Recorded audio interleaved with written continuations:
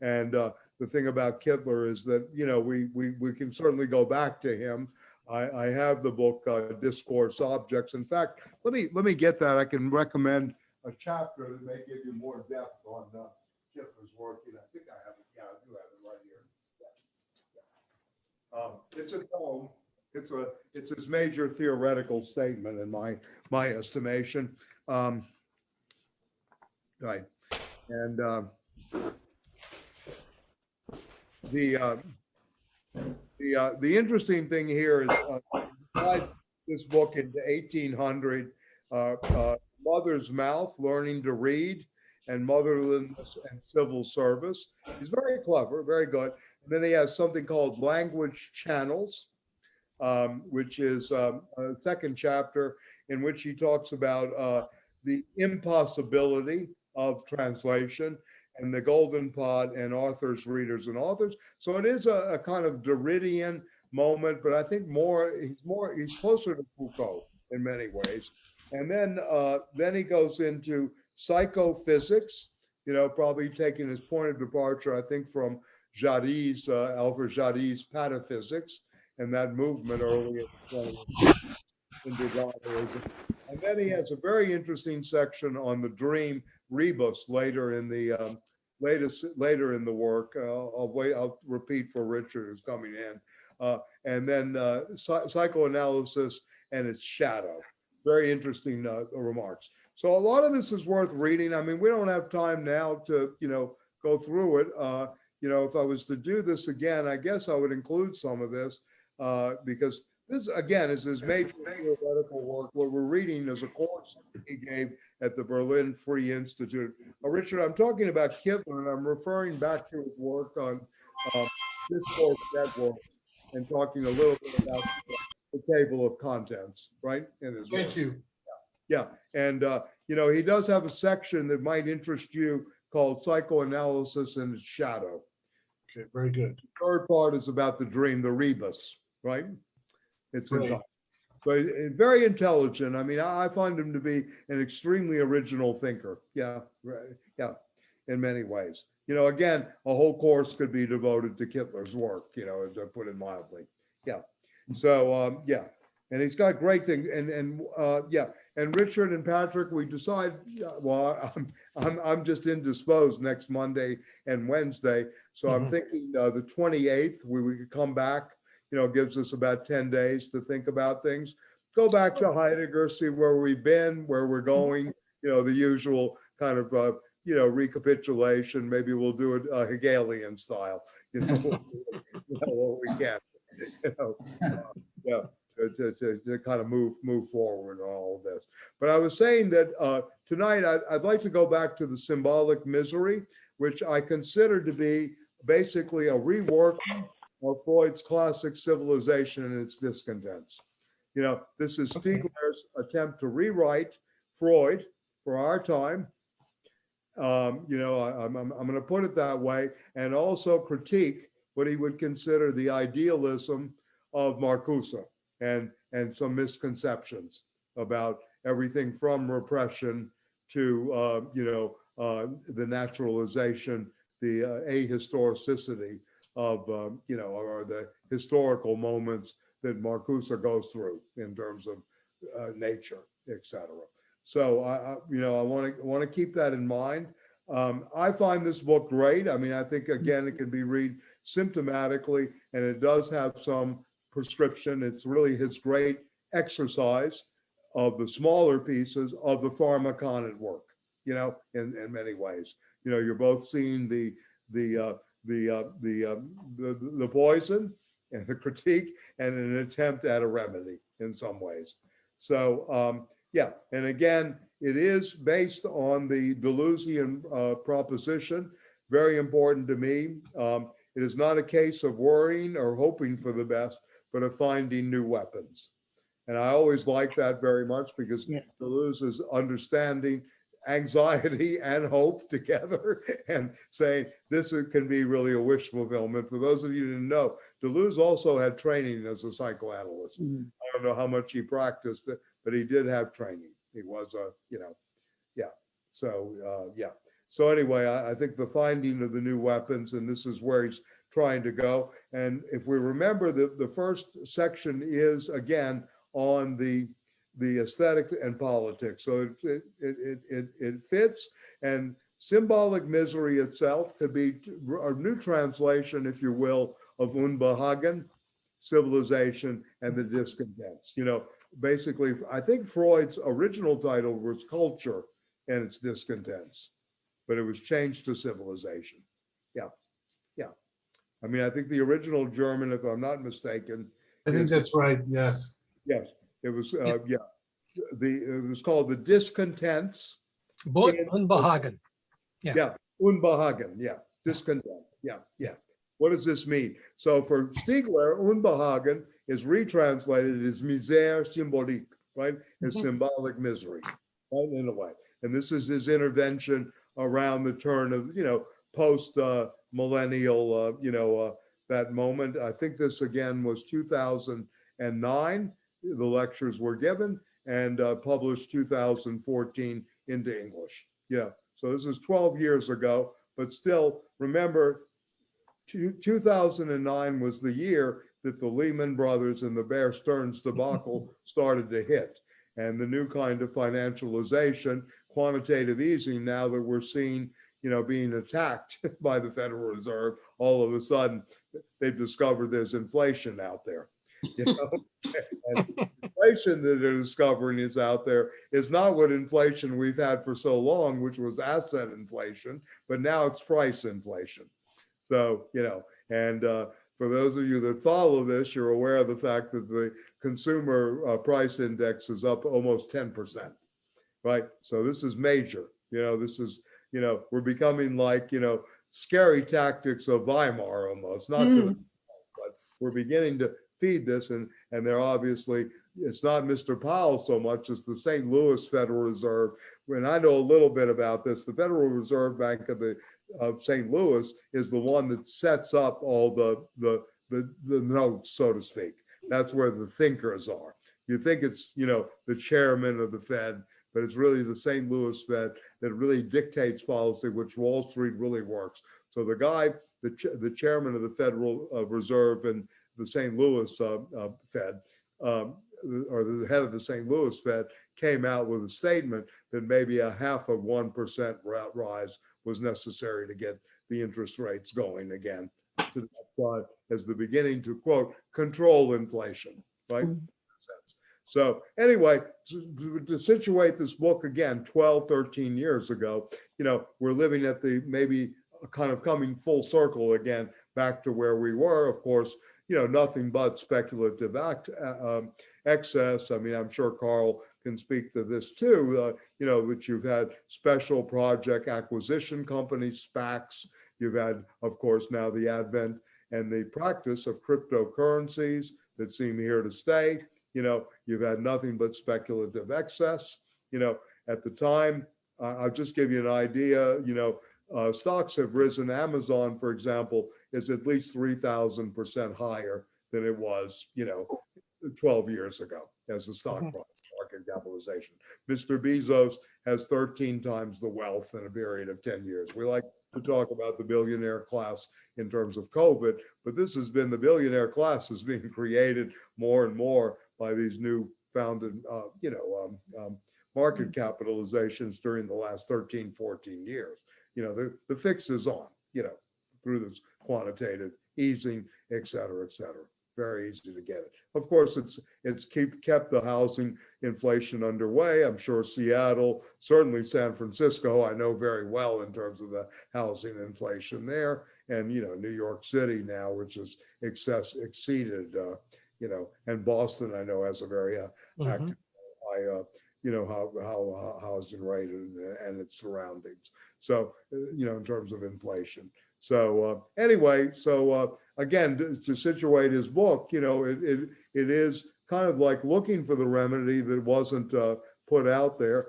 Anyway, I'd like to, I'd love to hear from you. I just want to point out again, he has this very good technique of looking at libidinal economy through the lens of the creating of consumer demand, right? He is very much a reader of this. I don't think it's particularly anything original as an insight. However, the way he uses it is interesting to me. Yeah, yeah. I mean, yeah. He has very good, this is on page 9, for example, with the appearance of marketing taking place at the same time as Fordism, it is no longer only a matter of the reproduction of the producer, which a lot of Marxists remain trapped in, including such people as Brenner, whose work I know Carl knows, Robert Brenner's work on crises of overproduction from the political, economic, and the labor force, or energy sources and primary materials, everything that Marx thought about, but also the fabrication, the reproduction, diversification, and segmentation of consumer needs. This is very, very important to take into account.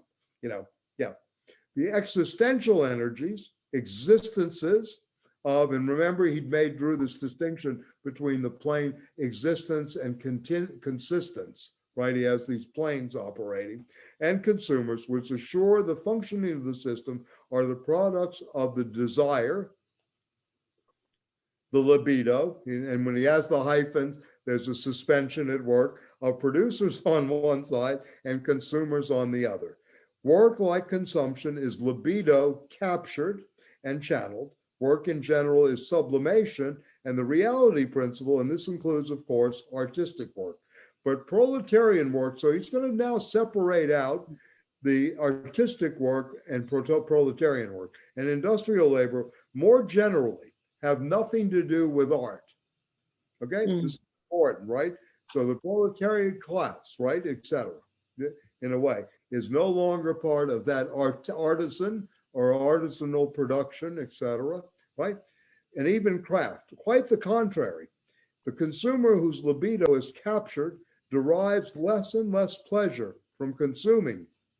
This is interesting. Less and less pleasure from consuming, right?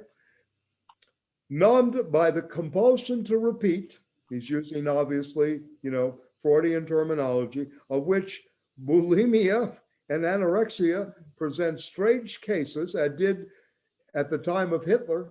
And those of you that have never read Blitz about Nazi drugs, the drugs that they're all taking, right, should read it. It's a very good book. I have it in Montreal. I'll give the title next time, but it's called Blitz, and it's about the use of drugs and a specific kind of speed that they had, which makes the speed that we took as undergraduates or graduate students look like child's play. Methamphetamines, these were on a different level, back then. And Blitz is the name of the book about the drugs that were used with the soldiers and others. It's a very interesting book, very well written by a German historian, I think popular historian. Okay, and in the paradoxical and archaic age of industry, the eels in the tin drum by Gunther Grass, it is not by chance that it is right now that obesity has become the subject of debate. This is 12 years ago, still there, in many ways, being as it was the devastating result of the exploitation of bodies along with their passions, frustrations, and drives. Very interesting, right? Yeah. Okay, this is happening because the industrialization of audiovisual and informational mnemotechnology, which made the aesthetico-industrial war possible, while constituting Marx's arsenal, has led inevitably to the industrial division of labor, also affecting roles outside the workplace, such as the relationship with producers, here with symbols, cognitive or aesthetic, and this has led, and this is very important, to an opposition between the producers and the consumers, an opposition which kills desire. This is why cultural capitalism, and this is very important to me, this is the real symptom to my way of looking at this. This is why cultural capitalism, both informational and cognitive, is the most worrying problem imaginable for industrial ecology. The mental, intellectual, affective, and aesthetic capacities of humanity are massively threatened, and this at just the same time that human groups have an unprecedented power of destruction at their disposal. The ecological crisis resulting from the industrial production of symbols opens the epoch of global symbolic misery. Global symbolic misery. It's not just the Americanization of the world, although that to me seems to be part of the real enemy still going on. And we've talked about that many times in the Americanization of psychoanalysis too, which is something that, really was made in USA. Anyway, and this affects, although in very different ways, the North as much as the South, and we must now distinguish as the extreme hyphen Orient. And this is very interesting. It does not go through the North-South dichotomy or this notion of the global South that is so prevalent in people's thing. He wants to talk about the extreme hyphen Orient, right? By symbolic misery, he defines his terms. He's very good at it. I mean, therefore, and this is important, the loss of individuation results from the loss of participation in the production of symbols, right? And I'm learning this every day. I have one class that is absolutely superb at Brooklyn College. People really involved, somewhat educated, good backgrounds. The other class in the sociology department is I mean, it's like you're talking to the walls. In what department, I have to ask? What's that? In what department did you say? Sociology, sad to say. Yeah. I mean, I'm being, Anyway, but I mean, I've had better people in sociology, but this time around, I've never seen anything like it. So I'm thinking to myself, is this a result of the COVID on these kids that are in person? One's in person, the other's online. The one online is much better, ironically, right? The one in the class, they're dead. I mean, it's talking to dead people. I mean, I'm really, I feel like Joseph Beuys, instead of talking hairs, how to teach, sociology to dead people. Maybe make a little, video of this in a sense. Unbelievable. I'm walking around the room. I'm in their face. I can't. I feel like I tell them I'm a complete failure. I can't read. The zombification of the undergraduate. Unbelievable. And, it goes on. I'm always reminded, and to bring back Marcuse, education in the United States, I'm paraphrasing. This is from the piece on the critique of repressive tolerance, right? That he wrote in the 60s, right? And very early in the 60s, actually, there was a colloquium on the letter of toleration, both by Locke and Mill, by John Stuart Mill in particular. And anyway, Marcuse said, education in the United States is the systematic moronization of the populace. Yes. So I'm witnessing this. I mean, I've seen it in different ways, but I've never seen it to this degree. I mean, I usually can energize or get something but it's like, blank stares. So anyway, I'm seeing this, in a sense, this symbolic misery live, right? I mean, live in your face, in a literal sense. I mean, I know Stiegler's trying to develop theory, but again, I guess this is Michael, you're outlining the sequel to, Pedagogy of the Oppressed. Yes. You can write, Pedagogy of the Dead. Yes. right. Well, he wrote Pedagogy of Freedom after the oppressed. So now we have to have pedagogy of slavery, right? I mean, in a sense, or servitude would probably be better. Yeah, thank you. Or pedagogy of masters. Of masters, that's right. That's another. What was interesting me, I got caught up in the chapter on the anthill, or the allegory of the anthill, and the thing about the law. It was interesting to look at the problem of, let's say, the individual, but I prefer subject for very clear reasons here, the individual subject, but that the loss of a sense of a collective, I think I often think of it in other ways, but, it's interesting how many master races we have out there today. In other words, instead of subjects, instead of, a relation to language, I'm thinking of Kojève, master slave speech, the idea of subjectivization. You're going to listen, you kind of, you're in a sense that there's nothing more enslaving than being in the position of the master. I mean, that's what's paradoxical. Right. and that we have, we have this world haunted by all these master races. All these people who are in the position where there's no possible subjectivization, but only the place of the master, which of course is a place of, total slavery in a capitalist society. All these people going around as masters, rather than being able to, have some sense of subjective, subjectivization, which means they share a collective, a sense of solidarity. We speak this.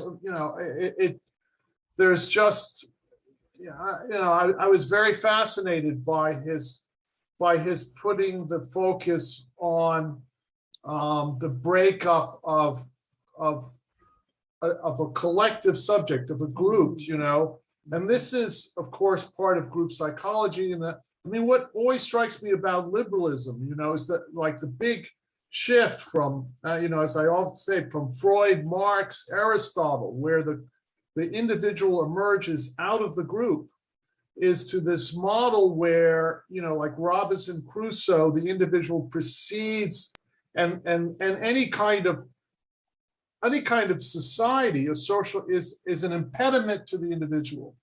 So this is, this mentality is, out there, and, so there's a sense. So I think some of this passivity is because any engagement in speech is a form of subjectivization, which they equate, with slavery and their masters. And everyone has to retain the position of the master. Right. Let me just go back to the where I was reading, and I got you, Richard, and I think it plays on what you were saying about this lack of collectivity. He uses the word, he says, by symbolic misery, I read again, I mean, therefore, this is page 10, the loss of individuation, which results from the loss of participation in the production of symbols. Right. So the loss of participation in the production of symbols. Symbols here being as much the fruits of intellectual life, concepts, right? Ideas, theorems, knowledge, as of sensible life, right? Arts, know-how, customs, mores, etc.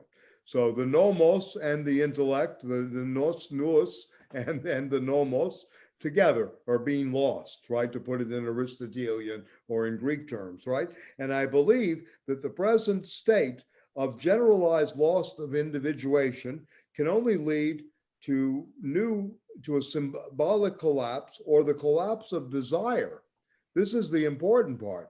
Where's the desire? We talked a little bit about exhausted libido, maybe the exhaustion of desire, the loss of desire itself may be really at stake here too.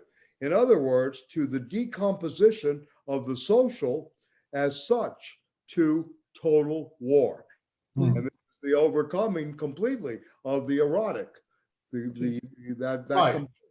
the eros, and living in the Thanatopoulos, right, in the death, the city of death, right, constantly through this world of total mobilization. To go back to Junger, of course, to Heidegger, then of course to Mills's great insight vis-a-vis Eisenhower when he writes The Power Elite, and then of course the warfare state. Really, in my version, 1938 is with us always, unless we're reading 1938 as the way out of the so-called great economic and social depression of the 30s. Really, it was the warfare state that got us out, not so much clever planning or the New Deal. This is the myth. And it helped it at some levels, but it really ultimately it wasn't enough. It had to be the warfare state that did this, right? In a sense, yeah. So anyway, Michael, can I make a point real quickly? Yeah, sure, of course. I'm just kind of incorporating all these things. I think that Richard's point is very interesting, as well as this kind of going into the classroom. I mean, I've had experiences like that too, where a class just does not seem to be working. And it's almost like a collective force opposed against you almost. It's obviously not that, but there is a sense of the students being kind of a block. And I think this gets back to something that's quite interesting about Stiegler, is this focus so much throughout this book on individuation and disindividuation, as well as the idea of industrial technology creating a new kind of consciousness. That to me is, I think, one of the most potent parts of the book. And it reminds me, about a few months ago, after we had one of our classes, I went back and I read Ernst Junger's essay. It's called, I think, On Pain. And I think that essay crystallizes a lot of what you just said about the war effort, this mobilization, that this idea I think Junger has, which is so interesting and also very scary, is that a new kind of formation of consciousness, a mentality is being born that affects everyone's discipline, affects their being almost as a social construct. And so it seems like Stiegler is drawing upon that as well, but I'm not sure. Well, I mean, I like the way you go back to, I mean, Junger, this is part of a trilogy, that he was writing at the time. On Pain is one of them, and certainly worth reading because it's really out of the long tradition of the warrior, right? Yeah. Et cetera. And it plays into Dumisel's work, who was very influential on Foucault in terms of analogy and correlation.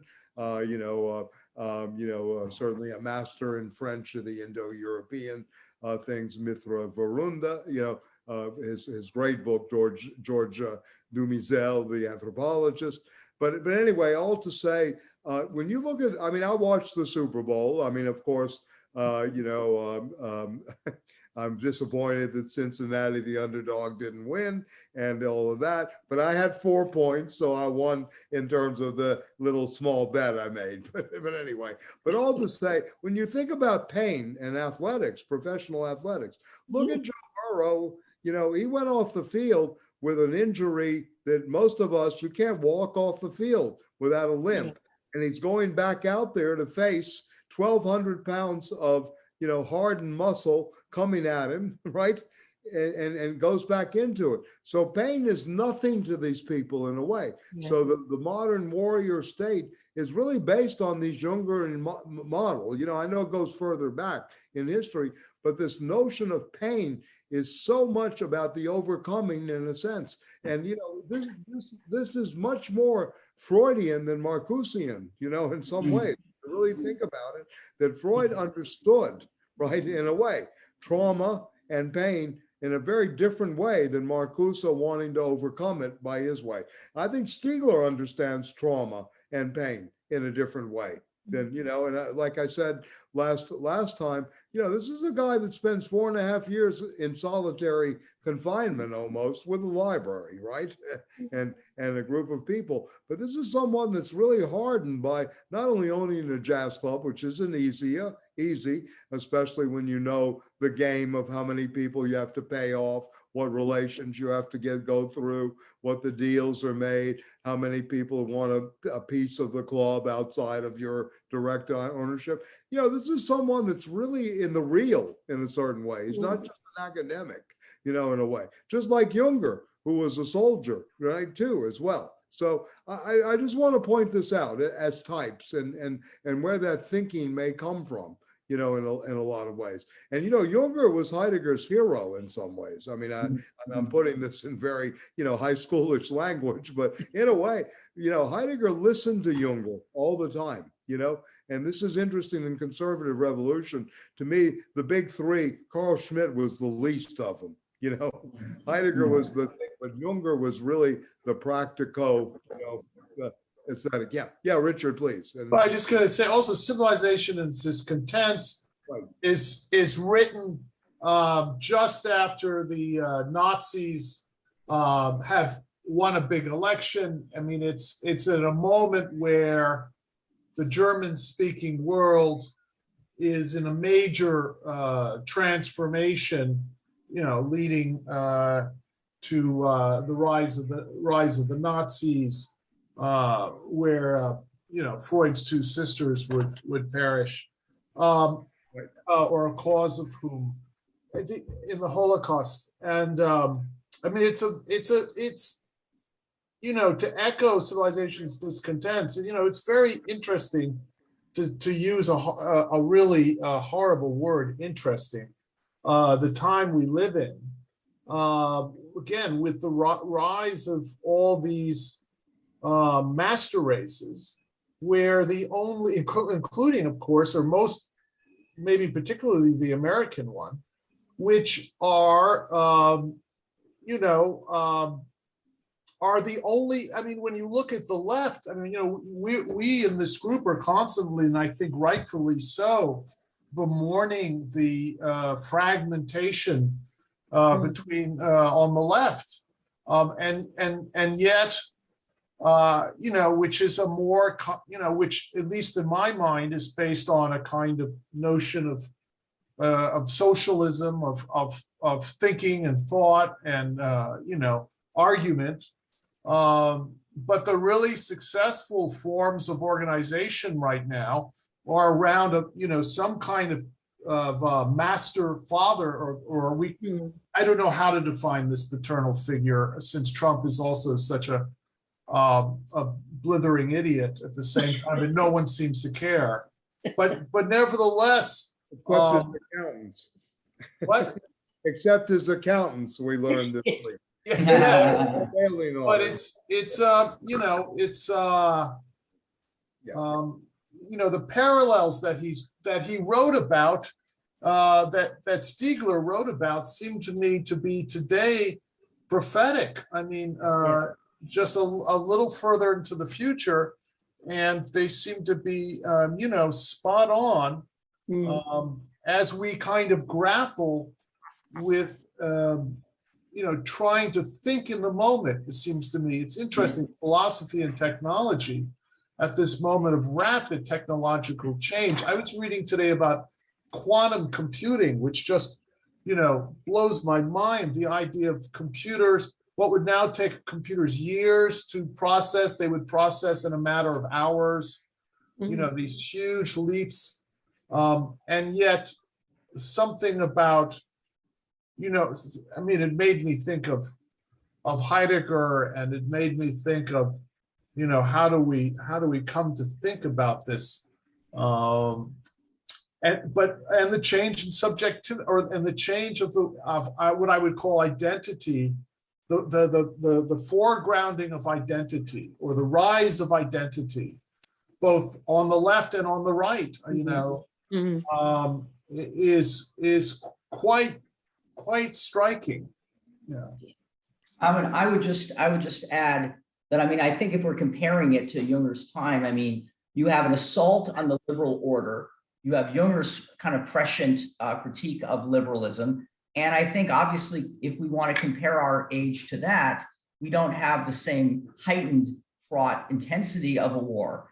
And I think if anything, that kind of complicates our relationship to the world we live in. It's not possible necessarily outside of football, let's say, to adopt the kind of warrior strategies, the kind of triumphalism that Junger has. The kind of issues we face are a collective of climate change, of the erosion of democracy. Stiegler obviously is very much in the mold of that. And so when he talks about individuation, I do feel he's putting his thumb on something that he sees as crucial to our own age, that how we grapple with the individual problems, as opposed, there's no nostalgism in Stiegler, I don't think. I think, but yet the same. That's a really beautiful thing about there is no nostalgia, which I really like.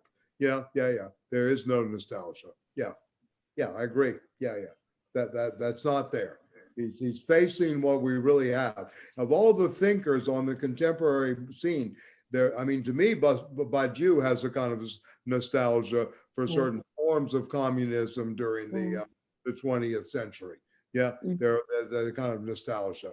You know, Stiegler does not possess these kind of this affect or this feeling in his work at all. You know, he's really embarked on something very new here.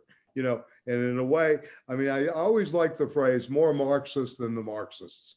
In a way, he understands this. You know, he's reworking this concept of the proletariat. It's no longer those of the have-nots in the Latin, right?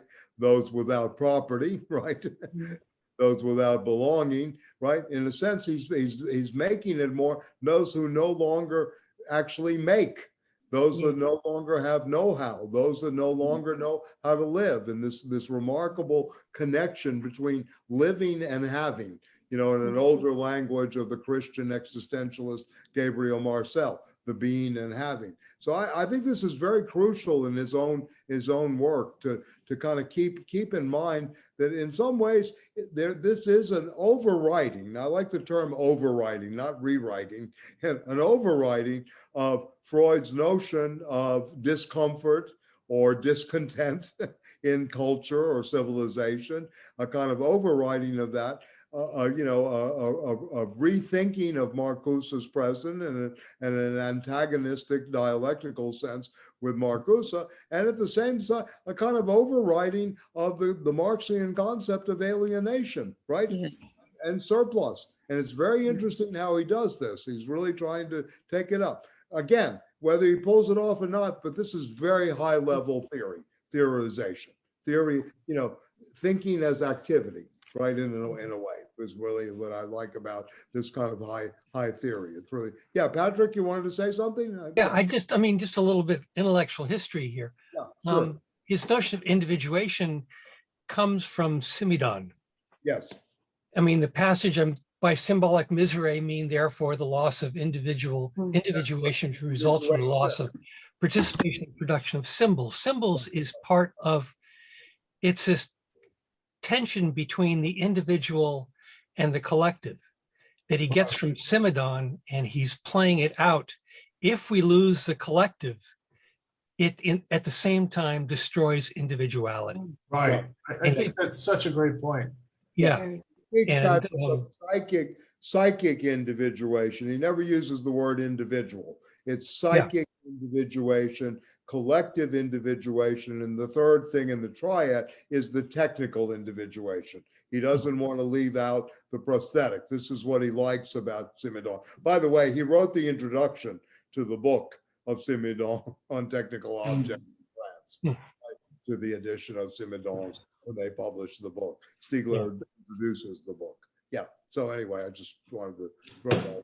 Yes, absolutely. And that's something certainly worth reading. Simidon was one of the better, people that we never really had a dose of in the United States. It's having a slow presence here, in some ways, very slow at this. The major work is published in English now. Yes. Yeah. So it's available. Yeah. No, I know. Yeah. No, that's good. Yeah. No, definitely. Yeah. And, this whole notion of the digital objects. I mean, this is what I'm going through. I'm speaking to digital objects, not to subject or employees of Microsoft. I'm speaking to double digital objects. And I say, well, what do you have next in your little, sketchbook there to how to respond to irate customers? Let's see. Yeah. Or something like that. Everything is scripted, right? And in a way.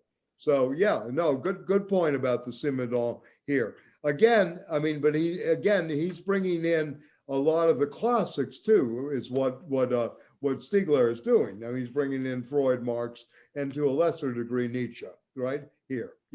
And this whole notion of grammatization that he takes from Derrida. So again, you have all these you have this ground, if you will, of synthetic grounds with Stiegler, that his own psychic and collective individuation is predicated André Leroi-Gourhan, Jacques Derrida, right? Edmund Husserl, Martin Heidegger, Gilbert Simidon, right? Karl Marx and Sigmund Freud, right? With antagonists, he's got an ongoing thing with the Frankfurt School. Not always antagonist, very respectful, in many ways. He understands it, right? But at the same time, he wants to talk about the Frankfurt School in a sense of, it wasn't enough, even though he respects the culture industry apparatus, Yeah, Carl, you wanted to say something? I see you're just unmuted. Yeah. Oh, I just, unfortunately, I'm going to have to jump out soon, but what did other people think about his assertion that this opposition, looking for it, between producer and consumer kills desire. How did... Well, he says that on page, I mean, it's basically in the first part, right? Right, yeah, oh, it's on top of page 10. Yes.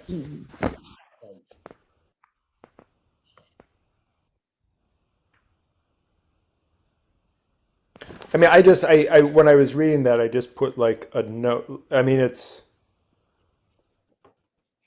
seems kind of fundamental to in one sense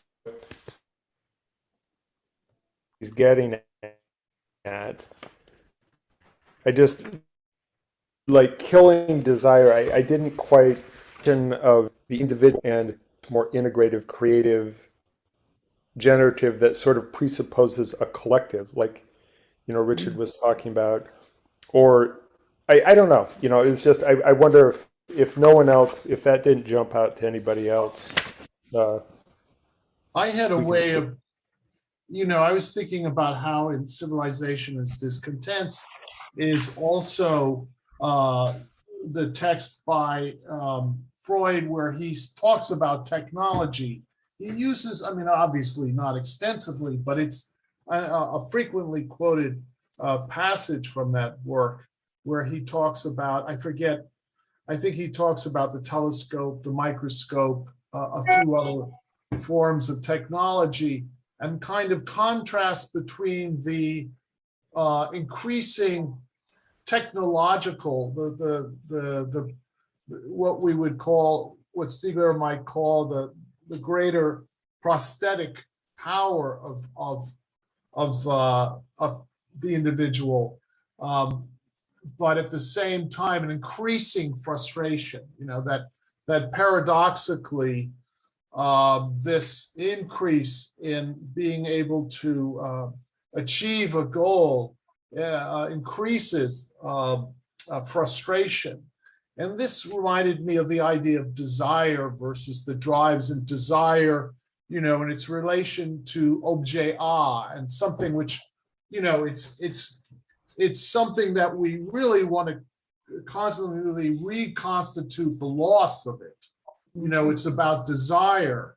And it never is the car, it never is the object which is consumed, which is more about kind of impulse. And, you know, with this technology, I can now grab my app, my phone, and order another new iPhone or whatever it is. But, you know, so again, the society which is driven by impulse, you know, I mean, it's a society of a kind of addiction in order to feed this kind of economic political economy, but at the same time, it eradicates this relation of desire. And so I was thinking also about this question of desire in relation to Civilization and its discontents and this model of consumption. But you know, the opposition between consumer and producer of symbols, and how that creates this situation. You know, I'm not sure I would think of it as quite the same way. Right. Would it be fair to say that, I mean, I don't know, there's a huge psychoanalytic literature on this, but that and I know that the theory of the drives was always kind of, you know, being reformulated. I don't think Freud ever felt like he had a final satisfactory conception of exactly, you know, what are the drives, but that there's drives and desire. And it seems like what I think Stiegler's getting at here is that there's this process of sublimation, and that successful sublimation does involve pleasure, and it involves sort of the reformation of desire around objects in some way that's, the way that's just coming to my mind is more integrative. It presupposes both an individuation within the collective and a process of that individuation reproducing the collective in a way that is itself individuating. And I think that's kind of what I think he's getting at. It's almost like what we're reverting to as the base drives, right? Or something that's kind of, it's a disintegration. It's not that there isn't energy. I mean, there's a lot of energy out there, but what is it doing? It's not sort of forming in generative and social ways. That's kind of how I mean, I Richard, read this. I mean, if I can intervene for a second, is the addictogenic society. What has really happened to desire, it's no longer really desire, right? It's numbed by the the addictogenic society is what Stiegler's really interested in. Here, right? And that the distinction that he's really trying to draw here is between aesthetic production that somewhat that still exists versus that of proletarian production, right? In a sense, factory production, the making of the consumer goods, right? In some ways, he's looking at that very carefully. I think that's where he's trying to go with all of this. And if you remember last time, he made the distinction between aesthetic conditioning, which is also part of this, kind of numbing of desire. Right? It both leads to the addictogenic society, but at the same time, it numbs the desire versus that of the aesthetic experience. He puts that out there in terms of the reading of The New Spirit of Capitalism by Boltanski and Chiapello, which has never really been studied by the American left. They don't really study books like this. Very few people allude to it. In terms of, again. So he has this going on always here. For him, it's really this ability, and Carl, you hit the nail on the head with the crucial term. How do we sublimate? I mean, some of you may know Russell Jacoby's work, on social amnesia back in the day, and Freud. But anyway, the idea here was most of like, how do we analyze what is sublimation today? What is it? What is it? And is there really any form of sublimation? I mean, I remember when John Roshman from Columbia, who's a first-rate intellectual in my estimation, taught a course on Lacan at the New School. He taught the four fundamentals. He said the fundamental concept of psychoanalysis is sublimation in some ways. Right? How do we really understand this? So what has happened to sublimation? Because civilization is discontent. Freud's making a case for high sublimation in some ways. I mean, this is always, before the poets, we lay down our arms, before the artists. He would say that about psychoanalysis. These are weapons we learn from, choose the new weapon. Yeah, and Stiegler at one point, of Stiegler this way in terms of the category, if you want to take the psychoanalytic vocabulary, sublimation, and that this proletarianization that he speaks about, the new form of, and what he calls, disindividuation, are the new forms, if you want to put it in the old vocabulary, of alienation and of enframing, if you will, or of the terms that were used for both estrangement and alienation in the early Marx and the manuscripts, Marx 1844 Paris manuscripts, all the way up to the usage of alienation later in Capital, which is a different kind of thing. It's used for different purposes. So in a way, again, the neologisms are important because it fits into our time. He's trying to fit it into our time. How does this, those nemotechnologies, how do we work with this in order to begin some kind of prescriptive, thing? I mean, this is an ethical work in philosophical terms. This is trying to create a new ethos. It's trying to create an ethics, right? In a sense. I mean, and symbolic misery may be the first of that, the re-enchantment of the world, right? The age of disruption, where he goes over certain programs. He has the thing on pharmacology too, which we haven't read in this group. I've taken a look at it. I don't think it's been translated. Taking care of generations, very important, about how do you pass on knowledge, right? What is going on? I mean, this is my frustration in a sense, going into the how to to give talking pictures to dead students, right, so to speak, right? But anyway, all to say, I think this category of sublimation, which he finds lacking somewhat in Eros civilization too, you know, in Marcuse, that Marcuse doesn't have enough of a hold on the reality principle. You know, Freud is no fool. Right? I mean, you know, really in a sense, right? I mean, this is really very, you know, very much there, you know, in some way. So anyway, again, I think there's a lot, again, presupposed here that is necessary to point out and to work with. Yeah. So anyway, Carl, have you left us? I guess he did. Yeah, he had to go. Michael, is this quick Yeah. question? Is Yeah. this also part of Stiegler's critique of both the 60s and of Marcuse's critique of the 60s? So if for Marcuse in One-Dimensional Man, let's say, repressive desublimation or desublimation is a Right. kind of let it all hang out kind of Right.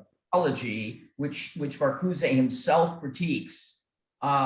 Stiegler seems to be working between this by going back to Freud, it seems, and saying that Marcuse's critique of the 60s is in a way too pat, maybe, or just leaves things out. Or his reading of Freud, the Eros, you know, the rewriting of Freud, if you will, the reframing of Freud into surplus repression, right? These kind of terms, he's really engaging in a very profound way. The crucial chapter on this, again, and we went through this somewhat, is the automation of the superego. Chapter 2 of Capitalism Has Lost Its Mind, I like to call it. Instead, you could call it, you know, the lost spirit of capitalism. But I think we're at such insane position now in capitalism that it's better to say it finally lost its mind. Right? Yeah, it's still trying to find it, right? In a way, even though that insanity is affecting all of us in so many. Can I just? Yes, Beryl. Yeah, please. Yeah, please. Yeah. I mean, when I was reading this, I thought, my God, I wish I had had access to this when I was doing my work on the commodification of children. Right. Because one of the things that I think he absolutely gets is the way in which, if you have a system, an economic system that depends on perpetual stimulation of desire, you can see it in kids that what they desire very, very passionately, they get, but then there's something else. You know, it's always delayed. There's never any possibility. And sublimation would be contrary to the whole system of, you know, market expansion. Like you've no longer got a system where you need to expand the market in terms of the participants. You've got to expand the market in terms of the desires of the participants to keep on consuming.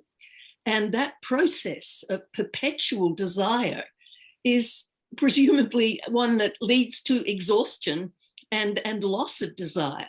That at some point, you know, well, what is the point of this? I got everything I wanted, but now they're telling me that I have to want something else. You know the slogan, have enough of porn? Yeah. This is what is happening in many ways.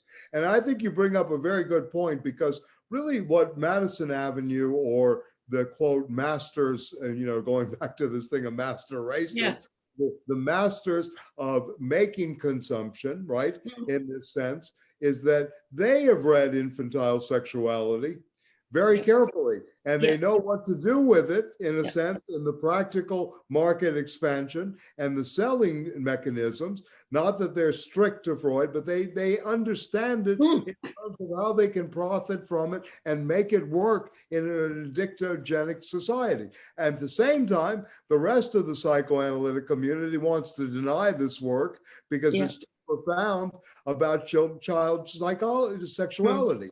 And that the moralism that we have about children, et cetera, is much easier to go to, which in my opinion leads a lot to identity politics and the drama that's going on. So this is very profound, again, in terms of his insights. I think it's very, very clever, you know, the way he's going here. Yeah, and I wish you had had this. You know, I'm looking forward. Yeah, I wish I had. Children, in a way. And I mean, you can also see that loss of the collective, that loss of any sense that I am me because I am part of us, Right. as being, behind things like, the convoy to Ottawa and so on.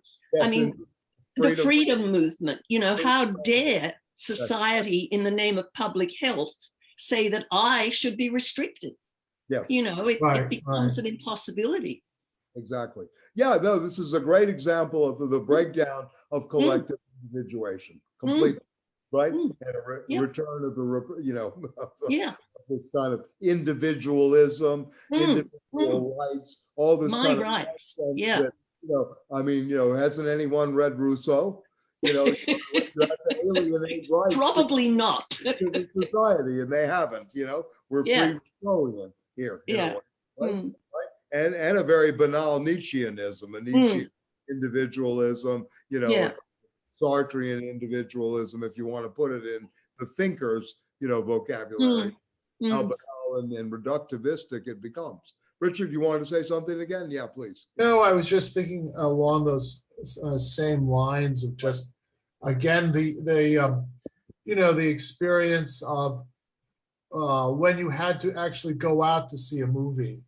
And you would hear that somebody would call you to let you know that The Shining was playing downtown next Tuesday, and you would organize a small group, and to show up at that event, and how it took a kind of it created desire. You had to think into the future, versus now this like constant ability to consume.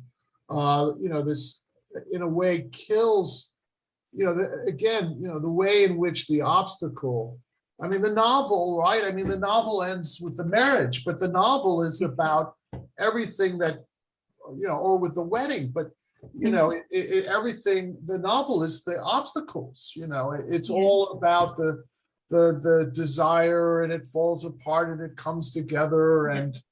And so the erasure of these obstacles, creates a world that maximizes profit, but is saturated with nihilism. And it's tremendously, difficult for an adult today, much less someone who is, just coming into the world and trying to figure, figure it all out. It's I think Barrow's work, which I'm going to begin to read actively, on the commodification of children. This is a Benjaminian intervention. Benjamin said the problem in a way for the left is that it needs to study children's toys. Right? Well, how did the children grow up? Under which circumstances? Where were they? And a good psychoanalyst is always going to say, "What did you play with? Who did you play with?" Right? The what and the who is always working in this field, right? And I think he's really on to something. He's always asking the who and the what, right? He has a whole chapter on this, by the way, towards the end of Technics and Time in volume 3 of his ontology. In many ways. So you want to move on to the allegory of the anthill? What was there? Yeah. Josh, do you want to say anything about the lost spirit of capitalism? Some of the chapters there, especially the social pathology, and or anybody else? Yeah. Is he here? Oh, okay. Maybe he stopped it. It's out for a second. Okay.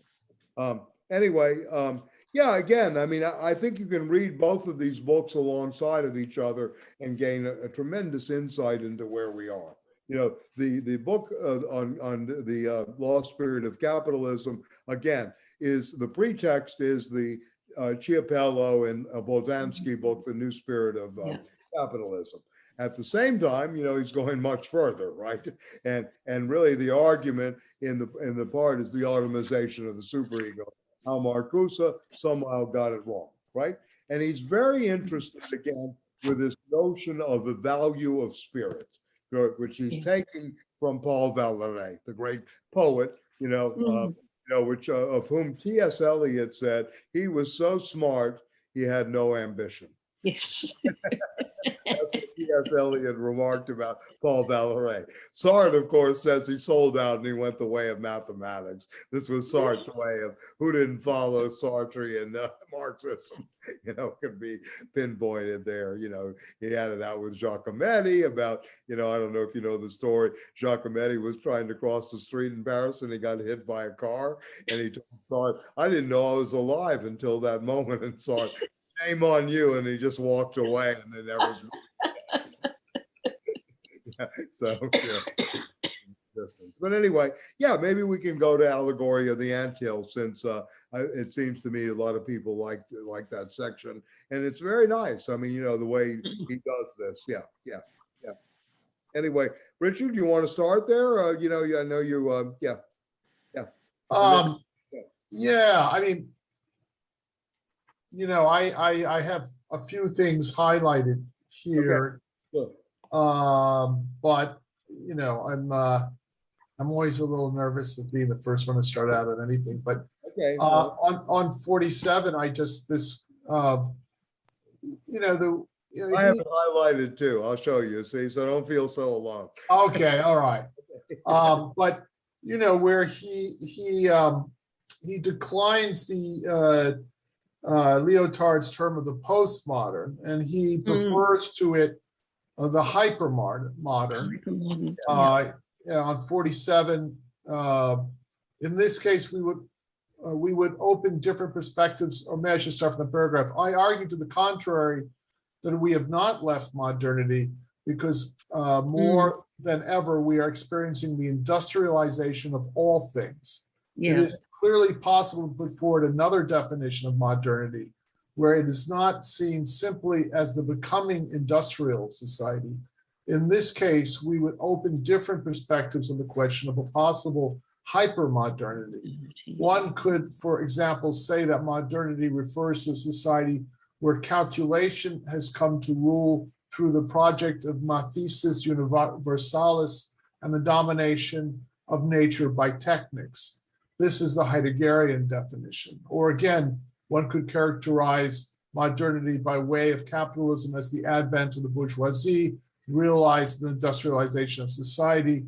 This is the Marxian definition. There's also the definition of control societies, which is clearly related to these two thoughts. So, but I thought this idea of hyper-industrialization felt, seemed like a very good way of looking at it. So that's where I would start. And then on page 48, since no one has stopped me, Right. at the beginning of 27, Simondon characterizes modernity by way of the industrial machine and has the appearance of a new kind of individual. But this is a technical individual, the machine itself. Before the machines, we read on the mode of existence of technical objects, man was a tool carrier and he was himself the technical individual. In the modern industrial era, it is the machines that are the tool carriers, and man is no longer the technical individual. He has become either their servant, worker, or their assembler, engineer, or manager. So, again, it just, this emphasis on the relation of the individual to the collective or to the group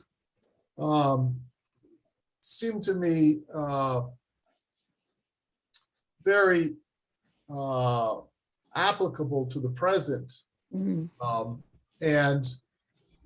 again, it's constantly repeated, but sometimes I forget how important it is, or its meaning I become numb to, but then it clicks in again, is of this relation of the individual to the group, and the radical reversal of the notion that the individual emerges out of the group You know, the idea in the Greek polis, or the idea again, you know, that Freud is talking about in group psychology and Alzigo. There's no way you can separate, you know, a boundary between the individual and the group. There is this, you know,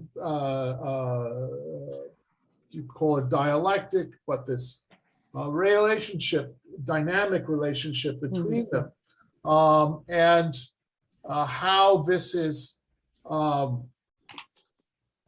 erased, and how it is managed, manipulated, and the effects on, or what he calls the de-individualization, that not surprisingly evolves out of this kind of relation of the individual to the groups as it's conceptualized in the you know, the dominant ideology today. Right. If I could go back, and I mean, I think you hit on a crucial section here, individual and machine. That's section 27, pages 48, 49, and following. You know, he speaks to Simondon, and again, this is also the reworking of alienation. The first element of a general response, according to Simondon, industrial society constitutes, from the perspective of work, a loss of individuation. Work makes you sick and makes you lose your processes of individuation. Maybe in Lacanian terms or in real estate terms, it's a foreclosure work in a certain way, right? And in many ways, it becomes a foreclosure, right? The worker is no longer a technical individual because the machine has formalized his or her actions, right? In many ways, right? Okay, this is interesting. And this is a reading, again, of pages 690 to 720 of the Grundrisse on the machines, right, Matt? You know, a very, very important section. The Grundrisse, I always say that this is the most important section of Marx for our times to read in his notebooks from 1857 to 1858. Okay, anyway. Oh, what pages again? Just yeah, sure, please. Yeah, absolutely. Yeah. What pages is it in the Grundrisse? 49, from where you were reading, page 49. Okay. Page 49, the first element of a general response. Top of the page after the two things he lists from Simondon, the two questions that arise from Simondon, right? Yeah. No, but I was asking about the quote from the Grundrisse. You said these pages. In the Grundrisse, it's pages 690 to 720 in Right. the Penguin edition, and it's on the machines, right? Right. Okay. Thanks. On machines, it's entitled in the notebooks. Right. 40 Okay. pages. Certainly, I mean, absolutely worth reading. Yeah.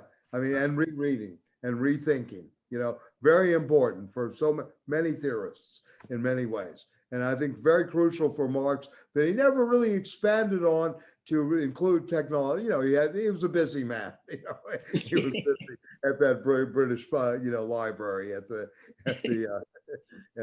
library. But anyway, let me just read this because I think this is important. So the formalization of actions, right, in which is happening.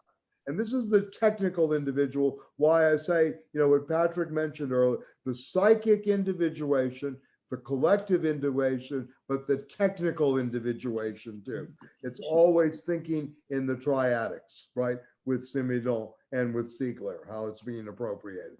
In this way, he becomes proletarian, right? Through this formalization of what we're having been replaced by the machine, which has become the technological individual, right?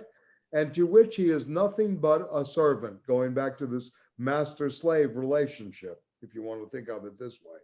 This nothing but is experienced, Simondon says, as a humiliation, right?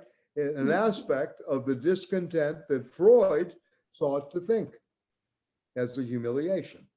The mechanical formalization of the actions of the worker results from an analysis followed by a synthesis. And it is produced as an artifact by technoscience. Let us note in passing that a formalization of this kind is a kind of grammatization in Sylvain Arou's sense of the term, right? As a discretization of the continuousness of the continuous, right? I will come back to this crucial point, and he's going to go through this. This is very interesting here that grammatization thought in another way, not this way like Arus thought it, right? But how Derrida, following Leroy Gourhan, right, is the very condition of constitution for the Abrahamic people of the book, right? And remember, Stiegler talks about a community, and I like this conspiracy of the workers of the book, right? Would be a good way to start thinking instead of conspiracy of equals like in Babouf. Maybe where we are the workers of the book, right? In a sense, not the people of the book, but the workers of the book, for the apparatuses of the Greek city-state as analyzed by Michel Foucault, and ultimately for the processes of Western individuation in its entirety. There's a question here as to whether biodigital hyper-industrial technology follows from or completes this process of Western individuation. As the now globalized epoch of the process of individuation of terrestrial technical life called human. For my part, I maintain that the current stage of grammatization has brought to us the limit of individuation to a loss of individuation at the point of completion of the process of psychic and collective individuation in general. An impossible limit which can only lead to a reversal, and in this sense, a revolution. And this is interesting, right? That is to say, the closure of one cycle, establishing at its limit a completely different cycle, a completely other cycle, right? The cycle of the completely different in the whirlwind of what is ultimately a spiral, which today appears to be a downward spiral, right? Like Doug moving to Brooklyn, right? Right? Whatever the case may be, we will see that a process of grammatization supports the process of political individuation such that it is punctuated by a succession of losses of individuation. This is very important. Punctuation becomes this losses of individuation. And you see it every day.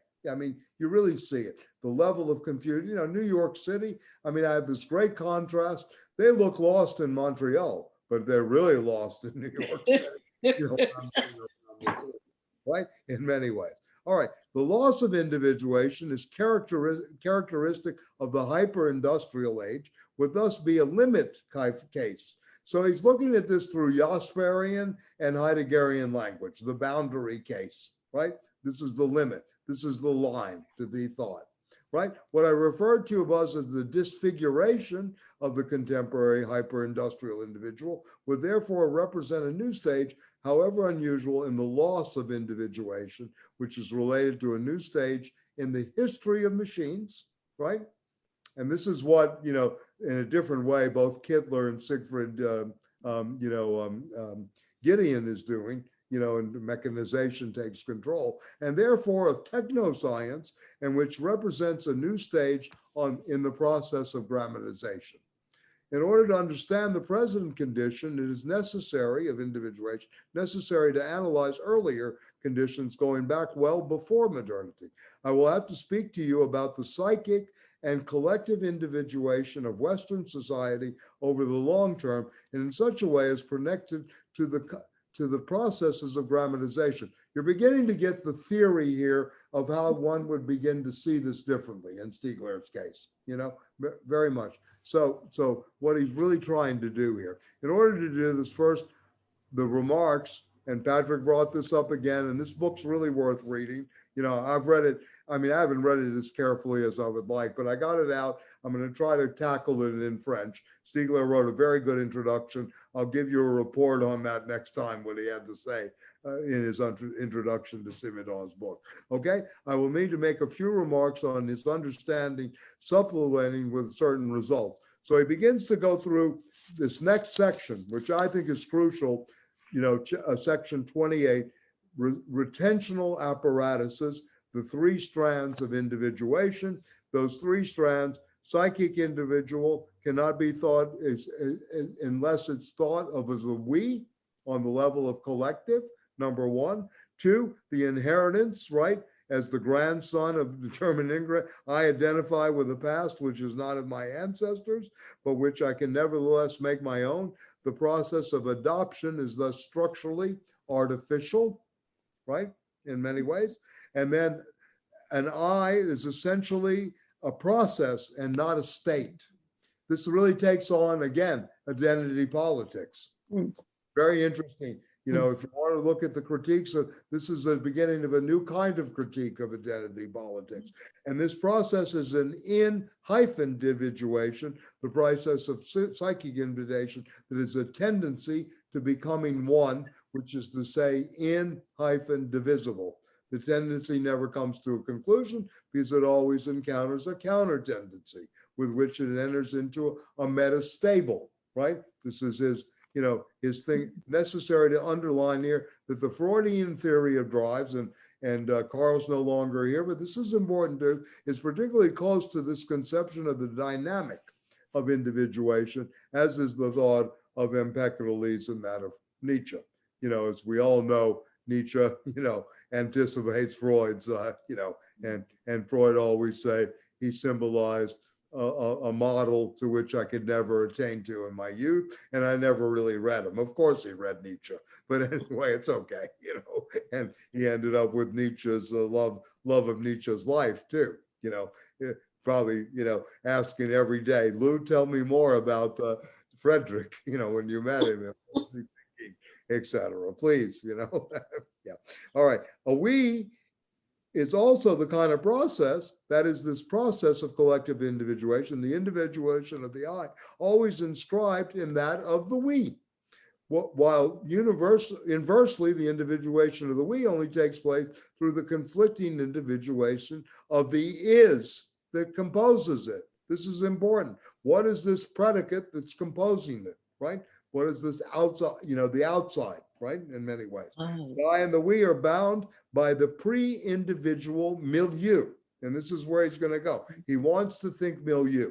He doesn't think situation like Sartre or like Badiou, right? Or like Debord and like Lefebvre, right? He's trying to think milieu with its positive conditions of effectiveness coming from what I would call the retentional apparatuses. These apparatuses are supposed by the technical milieu, which is the condition for the encounter. The technical milieu, again, going back to Technics, the fault of Empedocles, etc. We have a hard time wrapping our head around this because we're too much I-you. You know, I-we only. We're not thinking the third, you know, term here, right? Okay, the encounter of the I and the we, the individual of the I and the we, in this sense, also the individuation of a technical system, right? Something Simondon did not see, strangely did not see. The technical system is an apparatus which plays a particular role and in which every object is held. A technical object only exists as arranged with other objects in the midst of such an apparatus. This is what Simondon called the technical ensemble. The gun, in more general, the technical becoming with it, which is it is in the system of the constitutive possibilities of a disciplinary society. In Foucault, he talks about, this is interesting, Ralph, Foucault comes to this disciplinary notion of the disciplinary society. It also supports the constitutive possibility of the retentional apparatuses, which are born of the process of grammatization taking place in the midst of the process of individuation of the technical system. These retentional apparatuses condition the organization of the individuation of the I, with the individuation of the we in a singular process, again, of psychic, collective, and technical individuation, where grammatization is a subsection of technics, a process which therefore comprises three strands, each one dividing itself into processual sub-ensembles. In individuation itself, for example, the technical system also individuates its mnemotechnical and mnemotechnological systems, right? So this is very important, you know, this Yeah, this is great. Yeah, very important. Section 28 begins to give you an idea of how he's synthesizing grammatization on the use of technical objects, right, etc. This psychic, collective, and technical individuation working processionally at once, and this introduction of this term of the milieu, which he'll work through later. And I have never read Aru. I'm going to try to find Aru's work, on grammatization, see how it's different than Derrida, and of course, so many times that we use it in a way. I think the title of the book is something about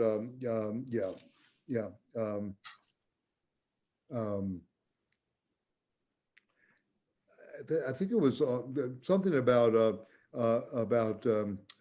grammatization is in the title. The Technological Revolution of Grammatization is the title of his book. The technological, revolution of grammatization, and how that occurred. And again, we in our own ways are not really taken up by this epoch of grammatization, because we're still pretty much an oral culture, right? For the most part, right? We're talking heads, right? Now the audio visual and the talking heads. The written, how we're written as the subjects in this grammatization and grammatology, what's going on, very few of us are really looking at this, right? And the critique of phonocentrism, the critique of nostalgia, of course, in Lévi-Strauss and Rousseau, Lévi-Strauss becoming for Derrida the modern Rousseau, right? Remember the opening was Socrates, he who does not write, right, is the opening epigraph of grammatization, of de la grammatologie, etc. I mean, it should be must reading today. It's really sad, what's going on. I mean, in so many ways, even at the best schools, they're not getting it. They're gypped, and they're really in a way, this is the most shortchanged generation ever. Yeah, it's really sad. It's very sad what we have done to, we do not teach our children well. I mean, in a certain way, to go back to a slow, it's very, very sad. I mean, I know Patrick did his bit in Massachusetts. I know that, other people here really have done their part in the classroom or in various projects and film like Richard and and all the others. But on the other hand, there's really a failure here. There's really been a major failure that has led to this, and he uses the topic, states of shock, knowledge and stupidity in the 21st century.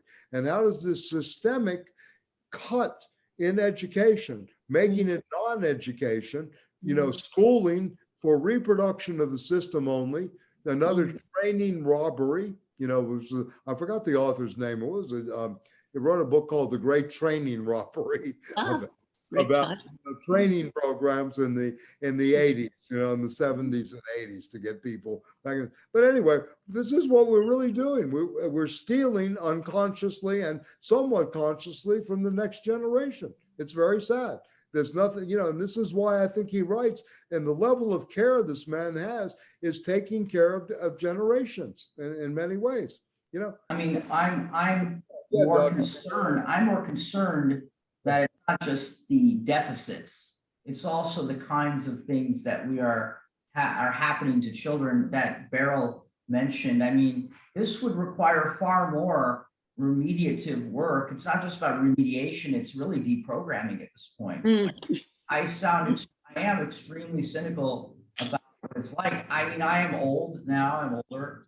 I kind of feel some awe of young people, but at the same time, I do not envy their generation. I'm glad I grew up did. I really don't think I could have handled the onslaught that Richard mentioned, the digital saturation, the constant gratification that's available on demand. I mean, this term on demand that's happening. I mean, I could go on for hours about this. It's just very yeah, sure. I think we all have our stories, right, on this. But also is, I mean, the students have been taught to look to think of a class as a situation where they're a consumer, right? Yeah. Absolutely. And they are, and so a whole set of assumptions are made about their power as consumers. And, so there's been a real shift in the way the classroom is conceived. And again, there's a sense of, this is seen as empowering students, but of course, what it disempowers is is a maieutic, is a possibility to bring something out, which implies that at some point one is, again, is going to listen and not delay judgment, defer making a judgment until you've thought about things. It's unfortunately for the failures of those of us old enough to be responsible for teaching, there's unfortunately also a way in which students have been deprived of the possibility of seeing the class in a way outside of consumption, you could say. Yeah. The person who writes about this and speaks about this very eloquently is Sherry Turkle, who Yeah, she does. At MIT, and she talks about even her students who they must represent the top 1%, right, of distinguished students, have problems digesting difficult text these days and being able to follow a challenging text. That was surprising to me because. If I can contribute a personal anecdote on this one, I mean, I guess my teaching career went for something like 35 years. And there was a period in the 70s when in a first year sociology class, I set Althusser and, the ideological state apparatuses. I had second year students who read the entire text of Durkheim's work. It was a sort of subject which, read all of Durkheim. Now, by the time I finished teaching, which was the 2012, honors students, fourth year students wouldn't have been willing to engage with Althusser. If you set anything that was difficult, anything that took a long time, they got very restive. They liked things in short, digestible bits, preferably things that were online, so they didn't have to go to the library. I mean, the difference was just extraordinary.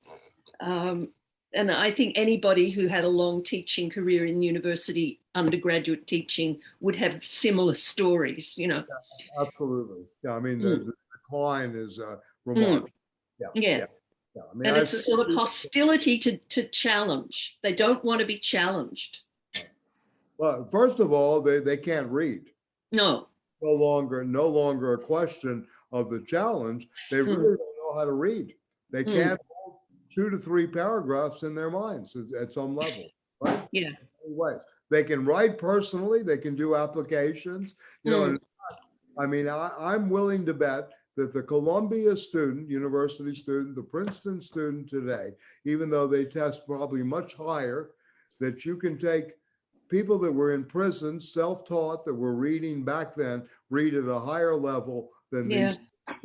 I mean, back in the 70s, Yeah. I mean, I taught one semester in the prison in Baltimore, the city of Baltimore. So, and I know how the level of where these people were reading.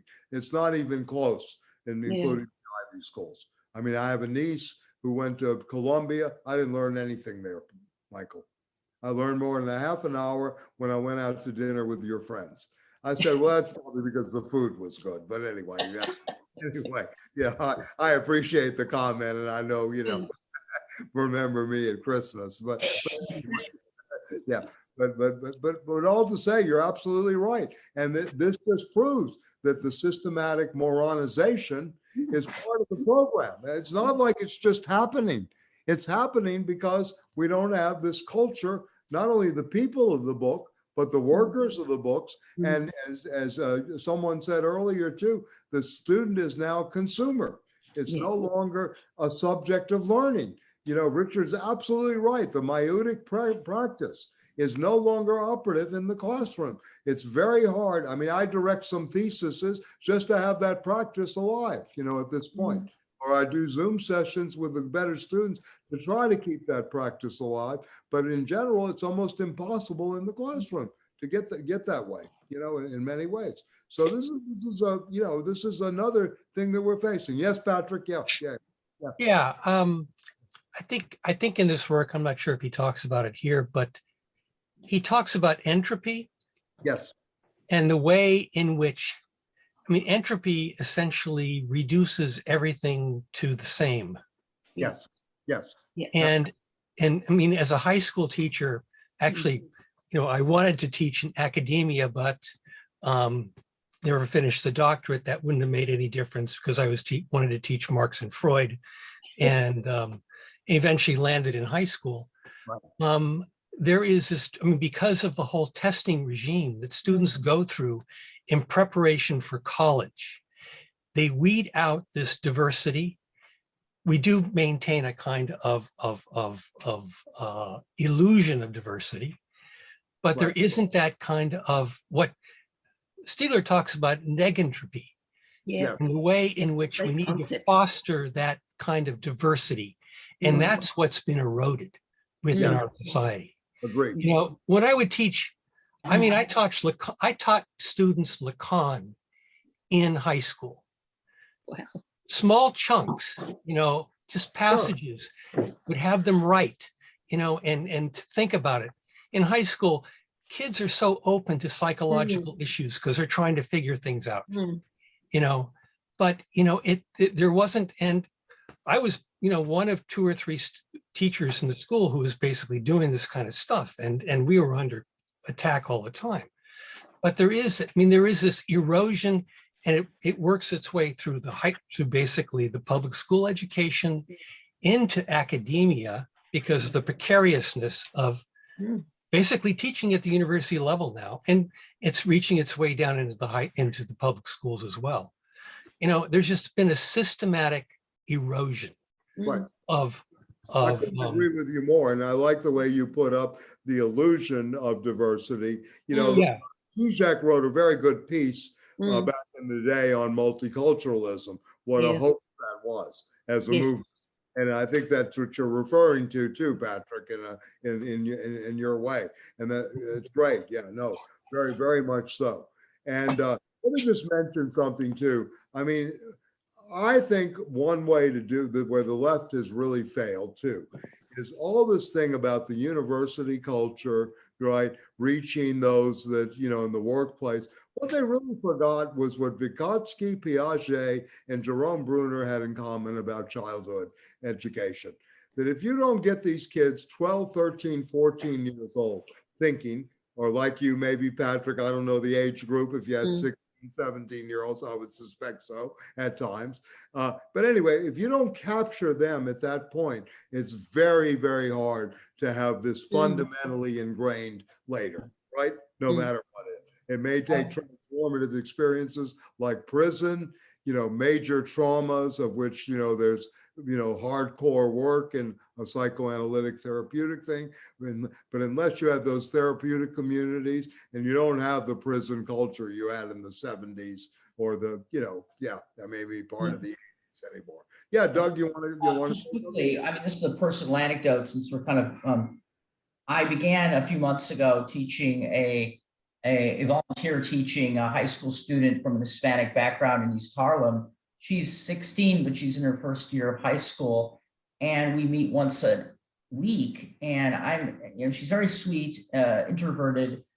The level of, and it may be because she's not, I think she's her English is her first language, but the level of reading ability of language, just simple vocabulary, is incredibly low. And she's a very nice person, but it's very hard to even begin to try to teach at that level. So I agree with you. It's like maybe 16 or 15 is too late. I just don't know. I mean, this is beyond my expertise in some ways. Yeah, well, I mean, I'm just saying, again, the intervention in a certain level in the war of position, to use Gramscian language, has to be in the high schools. I mean, Yeah. unless you have that, there's no chance, right? In a way.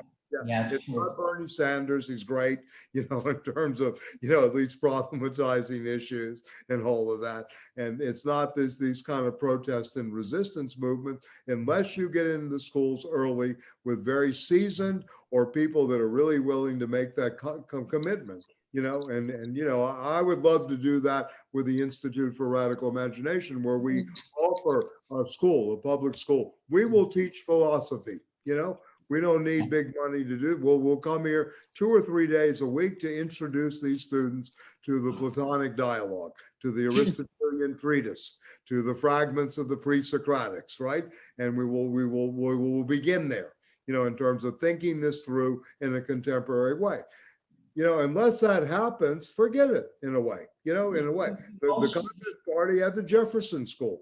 My friend Aronowitz was educated at the Jefferson School. He learned stuff there, right?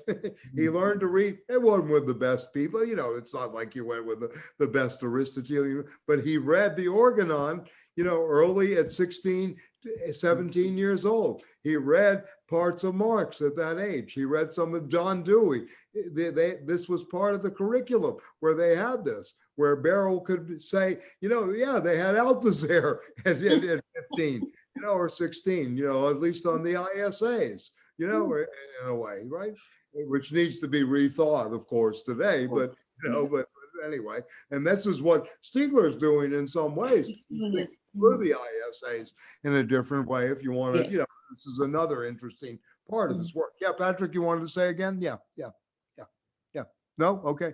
Yeah, I mean, I know we can all share stories for a long time, but I really do think, I admire the fact that you were able to teach this in the high school. I went to Berkeley Carroll here in Brooklyn, in Park Slope, maybe 20 years ago, with a program for after school. Oh, this is brilliant, but I don't think we're going to be able to implement it, all this. And that was a rich kid school. I mean, in a way. I had the same experience in the town I lived in. I went and offered to volunteer. Right. They wouldn't even consider it. It's I had to go back after completing, the doctoral work without the dissertation. I had to go back and get a master's degree in education to get my foot in the door in public schools. Yeah. And even then, because I was overeducated, no one wanted to touch me. It wasn't until I ran into someone who was on the left who basically, got me in. And right. No, absolutely. No. Yeah. And that's one thing the left has been good for a little bit, over In a way, I mean, I had a wonderful experience learning, being taught existentialism when I must have been 11. And this teacher rolled out that he was going to teach us. Started early with being towards death, huh? Yeah. But it was so, I realized how the guy must have thought, I don't know what he was thinking, but it always stayed with me. It was an extraordinary, and I just think about how so much of school is about vaccinating people against learning, almost, or, you don't want anyone, the worst thing. The topic now is vaccination again. At least there's some vaccination going on. But how so much of the way, so much of schooling seems to be about, keeping explosive ideas, defusing them, so that you, it's like a dream where what Freud says, to keep you asleep. What might awaken a student is somehow engineered so it won't, they won't be awakened by it. But it's great when I can completely get when you talk about teaching Lacan to high school students, it makes great sense to me. Which, to get back, I also just wanted to say the metaphor here. One of the things that struck me about this chapter was just the metaphor of the anthill. Yes. Which goes back through Auden I can't think of all, the ancient poets who wrote about the anthill and such, but there's something very evocative about, this idea of, in a way, the management of the pleasure principle, and how how nihilistic it can become when people are not able to defer gratification and read a book, or resist being distracted, and then following patterns of consumption which are reinforced in the society, and therefore this kind of anthill conception of human life, this de-individualization of which, I mean, just that when he called the allegory of the anthill, I just thought was really made this chapter just very on that level stay with me. No, that's great. I mean, maybe another thing, I just want to mention a couple of other things here too. I mean, there is a long section on Oru, who you may not know, et cetera. It's very interesting. His notion of grammatization, right, is very good. The alphabet constitutes a problem. This is page 54 and following on alphabetic writing and alphabetic speech. And then he talks about control of idioms. And then he goes further to grammatization, page 56. Grammatization is a war waged on spirits via the technical development, individuation of systems of tertiary retentions. It characterizes the process of psychic and collective individuation constitutive of the unity of the Western world, and it is spreading increasingly by ways of adoption, he likes this term, adoption, into industrial societies in general. Its history is that of a succession of losses of individuations, he replaces that, and as well as the displacements of the capacity for individuation as a negentropic and idiomatic power. Today, this history is entering its hyper-industrial stage, which I argue constitutes a limit to the process.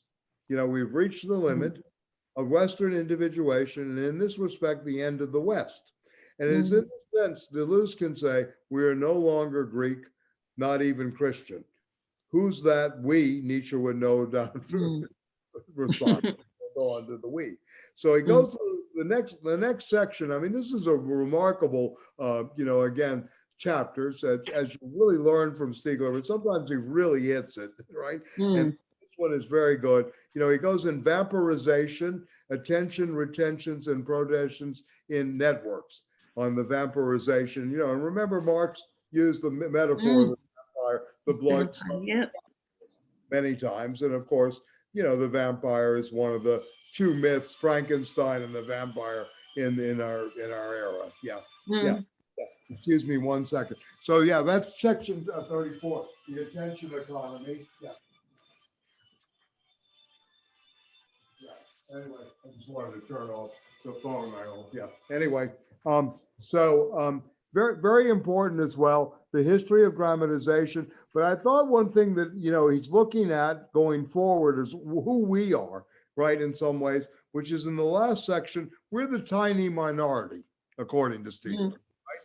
Yeah, if he's really setting us up as guardians, again, a la Kant. So there's nothing especially, originary here, but he talks about the overwhelming, this is section 39, this allegory of the anthill, and it actually goes back with Freud, the bees, the ants, the termites, this is page 78, strove for thousands of years before they arrived at the state institutions. This is great. This is from Freud, right? The distribution of functions and the restrictions on the individual, for which we admire them today.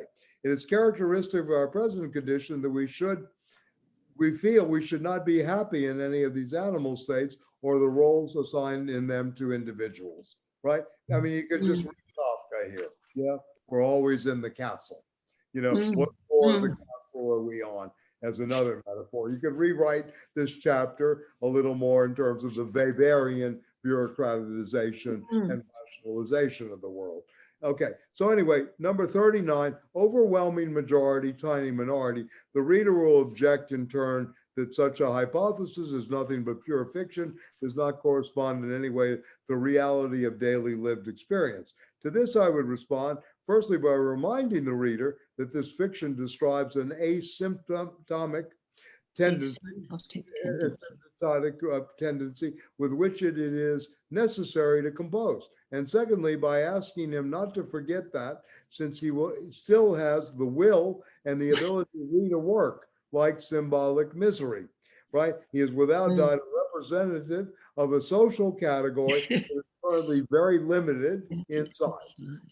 You know, you, me, and the rest of us, right? Right? On the path to extinction. Yes, on the path to extinction, right? It would seem unless something extraordinary happens, right? Okay, so it will also be objected, and not without reason, that there is still invention and plenty of it, even in the midst of the processes I'm doing. And I agree. I say that we must analyze these inventive practices. Okay, I give them that too.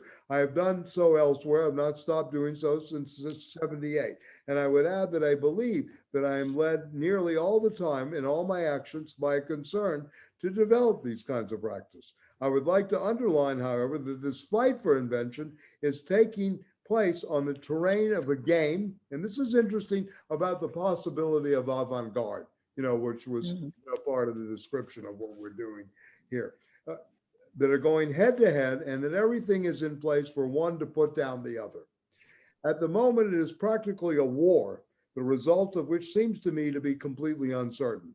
And it is clear there is no evidence that a kind of invisible hand or new providence will be there to assure that the necessary counter-tendency will be automatically preserved, preserving the tendency itself at the same time. The vast majority of the urban population of large industrial countries live in conditions that are increasingly less bearable. No question about it. They carry out professional rank. Every time I get on the subway when I come to New York, I see at least 5 homeless people, you know, in one car, you know, that either stayed there or coming in asking for money. They go stop to stop, you know, wait for trains, switch trains, et cetera, et cetera. I do not see this in Montreal, but although I do see it sometimes on the street, you know, but I don't see it in the systems of transportation, et cetera. So this is just one aspect, you know, and I've lived in New York a very long time. I used to walk over homeless bodies, right? I mean, you know, getting in and out of the subways in the middle to late 80s. I mean, Richard remembers those days, I'm sure. Sean O'Mara remembers those days. Probably Christine remembers those days, you know, where we, you know, I remember Park Slope getting off at the, you know, in a quote, expensive neighborhood. You had to climb over people literally to get out. There was so much homeless here. But anyway, let me go on here. So they carry out professional tasks that are ever more thankless, stripped of all meaning. You know, work has lost its meaning for those who carry that, as far as removed from any meaning as it's possible to be. You know, a Starbucks barista is going to unionize, but they're unionizing out of boredom. I mean, of course, there's a need economic, but they're just bored to death every day. They had a person on Amy Goodman today, which I don't listen to that much, but she talked about how all they do is chat amongst themselves. That's part of their job, you know, when they don't have any business, right? Just sharing stories. So anyway, tasks with generally extremely trivial purposes, paying the working population enough to enable the adoption, right, of increasingly standardized consumer behaviors, right? The things consumed bring so little life to the consumer, right, that an increasingly abyssal feeling of frustration results, which itself results in an always more frenetic intensification of this consumption. I need this, etc. And you don't think McDonald's and Starbucks knows this, right? Mm. Dunkin' Donuts, yeah, Mm. yeah. Krispy Kreme, that stuff's addictive. Anyway, I'm just, but I mean, really, in a way, think about what they know about product and product placement and doing this in this. This frustration increases, therefore, along a slope that is exponentially oriented towards a straightforward drop, right? Where the only question is knowing when will it stop? Yeah. When will this addictogenic, Mm. consumerism stop? We're a long way from self-production, Mm. right? Okay. As for the inhabitants of the planet who do not live in industrial countries, in the overwhelming majority of cases, they are reduced to a state of unspeakable misery, right? This is half the planet, at least. Tragic. Yeah, at least. The colossal, immeasurable scale, all of which in all likelihood without precedent in the history of humanity. It became common at the end of the 20th century to speak of humanity as though those making up this, we were all more or less in an equal condition, right? The so-called equality points to an absolute fiction. Absolute fiction, not a fiction, but an absolute fiction. I like the choice of language. And the growth of inequality in living conditions is such that the groups making up different communities and social groups often have very little in common. This is interesting. Despite the leveling illusion of this reality produced on a daily basis by the world's media, these groups sometimes become practically incompatible while you who are listening to this conference, remember this is a transcription of a conference that is invited, or reading this book, I who am delivering it or writing it, we who have access to human works that Kant said were the fruits of the spirit, we are becoming a tiny minority, right? And I think he does this very clearly. We know this already. This is nothing overly insightful in a way, but I think the way he articulates it's very, very, very well about this total loss of meaning. The demon of ennui. I mean, it's not even ennui, it's complete loss of meaning. Purposeless, robotized existences, right? That are intended to consume, that are constituted that way. Then we who make up this tiny minority live in privileged or not very privileged urban milieu, right? In districts that look like towns where we sometimes visit restaurants of the name, where our children go to schools of which it is becoming just about possible to learn something, right? Even if this is becoming increasingly difficult, you'll learn something here. Maybe not a lot, but something, right? This is the best of the schools. And this is Paris speaking, not New York City, right? Or LA, right? In that regard. Where we can visit theaters and cinemas showing a variety of it, where we can wander in streets with shopkeepers selling quality goods. But we know, and he boldly capitalized, know nothing. For the most part, conditions in which our fellow citizens live, which have often become detestable, if not unbearable. And this is no bleeding art. Again, nostalgia here. Very, very steely-eyed looking at what's happening. While most of the people living in our industrial countries are still able to feed themselves, dress themselves, find somewhere to live, even if an increasing and ever more imposing number right next to that, sometimes outside the building where we live, do not really have access to these perks of civilization. The vast majority of these people are seeing their living conditions degrade, right? To the point where they themselves are physically and morally degraded, stuffed with bad food, dazed to a point that is hard to imagine by always more demeaning culture industries. Yeah, and I like this, the demeaning, right? More demeaning and stultifying culture industries. Not being yourself affected by this development, which nevertheless covers ever more groups, you stand prudently to one side at the risk of blinding yourself and becoming capable of denying without reserve existence itself. Without reserve, that is, without the shame, right? That is one of the most powerful incentives towards philosophy. Yeah, very interesting, right?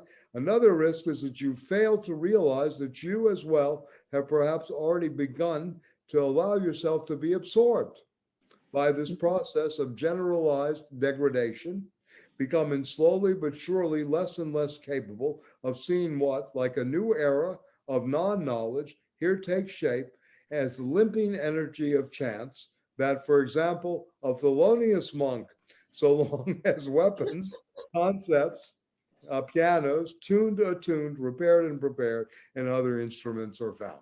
So the new weapons are also these instruments of musicality too. So I think this is a great chapter. I mean, there are many other things here. I mean, we didn't go over the anthill, but the anthill thing. Yeah, Richard, go ahead. Yeah, you wanted to say something? Yeah. No. Okay. I mean, I was just saying, yeah, I mean, I was looking back too here, that many, I mean, the whole chapter is really wonderful. You know, what do we learn from the anthill today, right? Yeah, this allegory. Yeah.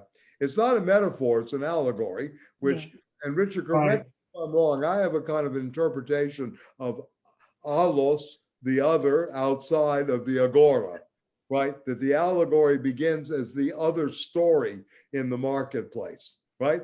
And then it takes on the meaning of imparting a moral lesson.